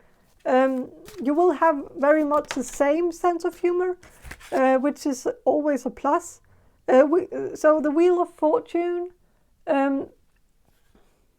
you can see like, well, it's a cute card. Like there are a couple and they are playing a game together. Like it's some kind. It looks like roulette. Okay, so it's roulette, I guess, some kind of roulette game. But they are playing it together, and so it's kind of like, I think your future spouse is going to like the fact that they can do things with you. Like they have a companion, they have a friend in you, like someone they can go out with, someone they can have a fun time with, someone they can drag to different game shows, like casinos, just fun things, like where they can like go out on adventure with you and go out and like do something crazy, and you would be into it. Like maybe also play video games. Like maybe this person doesn't have that many people to play video games with, and so they would really like a partner who is their spouse, but also their gamer partner. Like that would be very nice for this person to have that, to share that with you. Some gamers would not like that. I know a lot of gamers who don't want their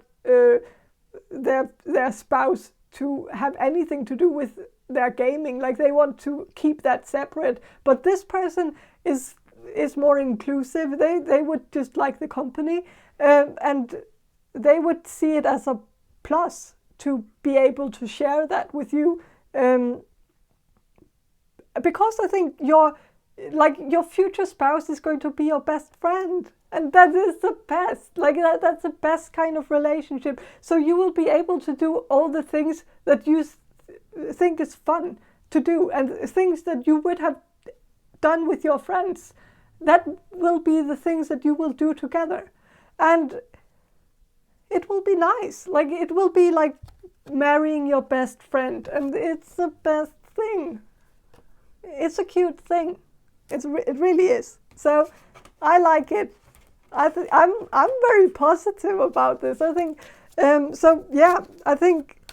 But what will your future spouse find attractive about you? Group number 8. 9 of Wands and Knight of Lagers, or lagers, or whatever. I don't know. Who cares? Okay, so 9 of Wands, that is 9 of Pentacles, and so 9 of Pentacles. So I think this person will see you as quite independent. I think they will be very attracted to the fact that you're an independent person. You have your I think you will have a lot of things together. Like you will be best friends and you will have a lot of hobbies that you share. But I think you will also have something that will be your own. And this person will also have something that will be their own. And so you will still have something that you have that will be just yours, and they will have something that will be just theirs. But I think this person will also like the fact that you have your own project going on. You could have some kind of passion project that will turn into like a solid income in the future. And I think your future spouse will admire the fact that you have your own ambitions, you have your own projects, you have some goal that you want that they will not necessarily be a part of. And like they will support you, but it's something that you will do on your own, and they will just admire the fact that you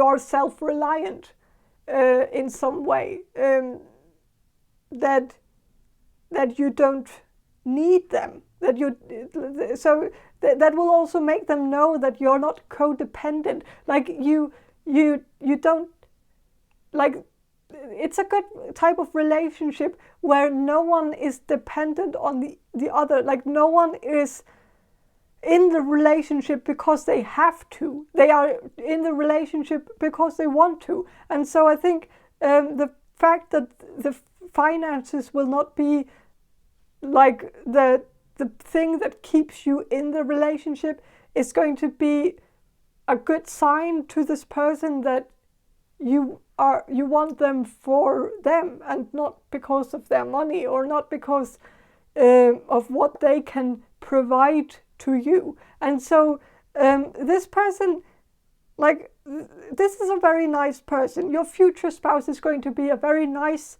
person.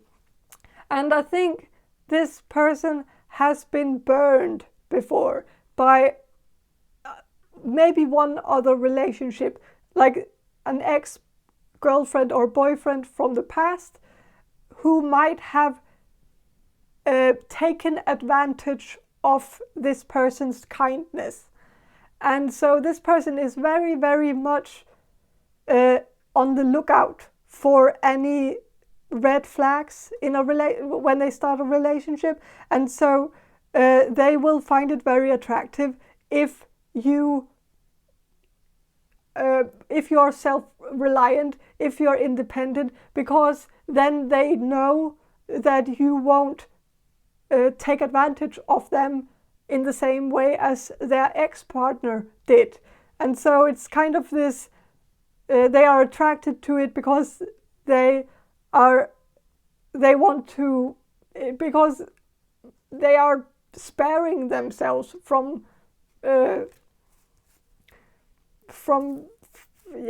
don't know. But with the Knight of Daggers, which is Knight of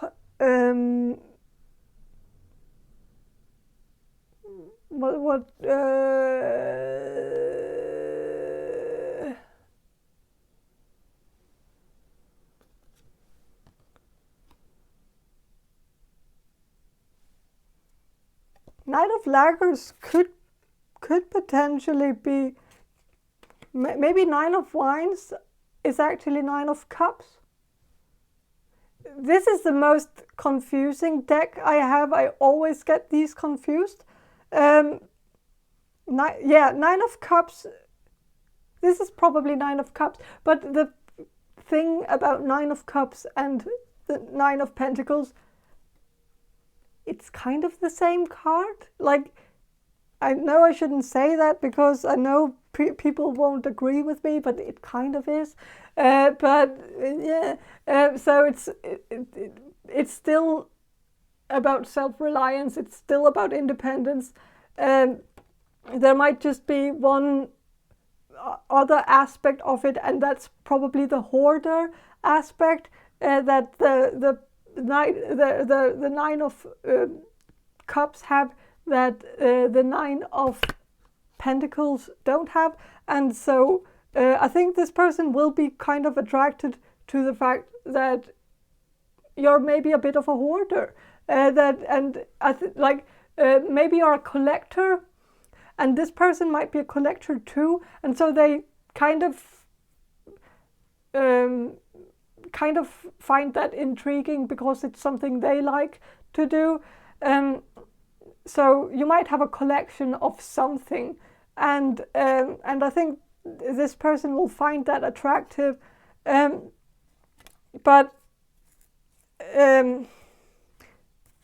So with the Knight of, it's probably Knight of Pentacles. So with the Knight of Pentacles, yes, okay, so with the Knight of Pentacles, that would tell me that this person is going to be attracted to the fact that you are very patient. You're not the type of person who gets riled up because of time. Like you won't get like really crazy over time. Like like you're not the rushing type. Like you don't even if you're late, you don't rush. Like you would rather be late than rush or something like that. There could also be an aspect of you being a bit of a procrastinator. So you might, but I think this person finds that attractive because it kind of reminds them of themselves, and so it's kind of this, maybe this mirroring, but I think this person will like the fact that you know that certain things just take time, that you give things time. You know that you can't rush certain things, that also if you start a passion project, you will know that it's not going to be a success overnight, and that it's just something that you need to keep on working at, and you're not like impatient with it. And I think this person will see it as something like that will be something that this person will admire, because I don't think this person has that type of patience. I think this person is a procrastinator, but they don't have any patience. So they are just this person is kind of the type of person who starts something and then give up, and then starts something new and then give up. And so they will really admire the fact that you actually have dedication and motivation to actually follow through with your goals. And that's something that this person will be very inspired by. Like they will really look up to you and see you as like a role model in a way, like something that they would aspire to be. But yeah.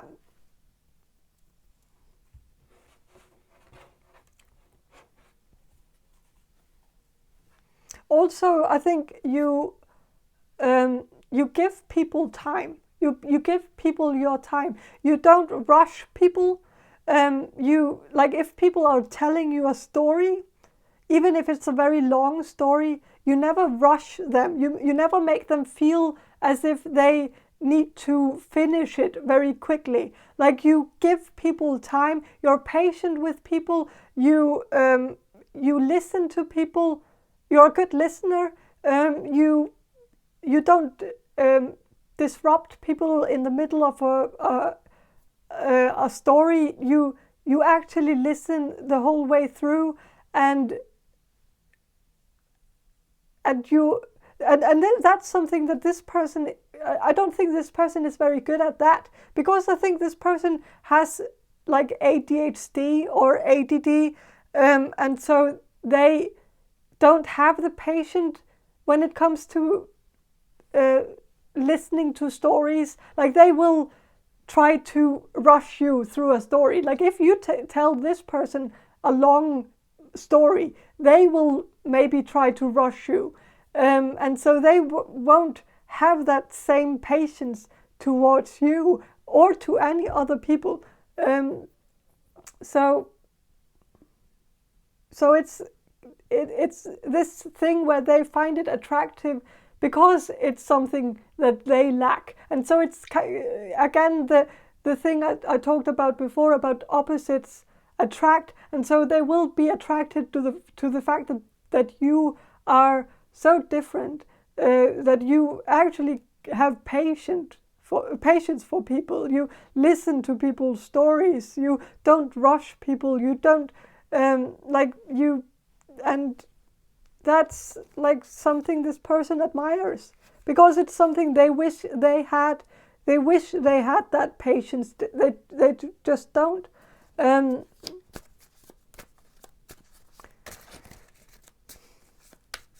But yeah, what else? Page of Wands, which is Page of Cups. So Page of Cups, I think this person will like the fact that you're a bit of a fish. You're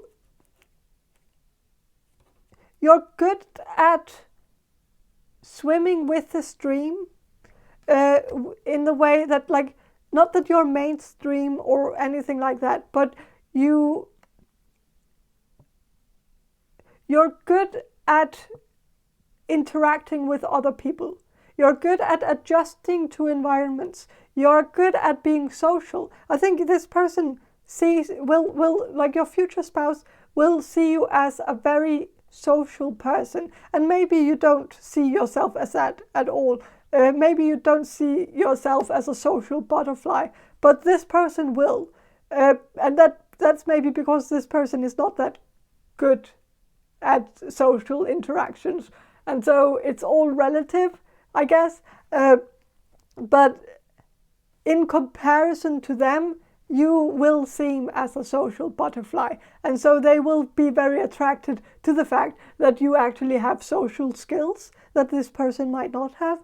And yeah, so I think this person will just admire that about you and find it very attractive that you can actually swim with the other fishes, and this person can't. Like, they are just swimming in their own, like, they can't swim with the fishes. I don't know.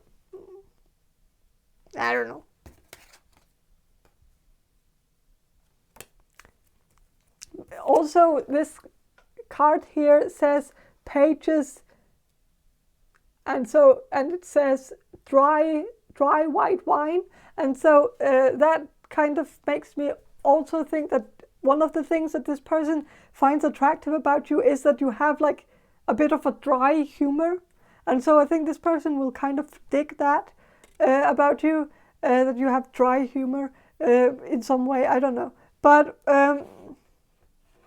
yeah, I think this person will find you very funny. They will find you as like very extroverted, even if you're not. And they will see you as a social butterfly. They will see you as funny. They will see you as a motivated person, someone very independent, like someone they can play video games with, and maybe a collector, but whatever. And I just think this person will be very attracted to you, and they will put you on a pedestal and it will be nice. This is a good person. Even if this person doesn't have that great social skills, and even though they are a bad listener, but yeah, most men are, and if this is a man, then like, go figure. Like it, but yeah. So that's all I have for you. Group number 8. I hope this reading was enjoyable, and if it was, please subscribe to my channel, and I hope to see you in my next reading. Bye.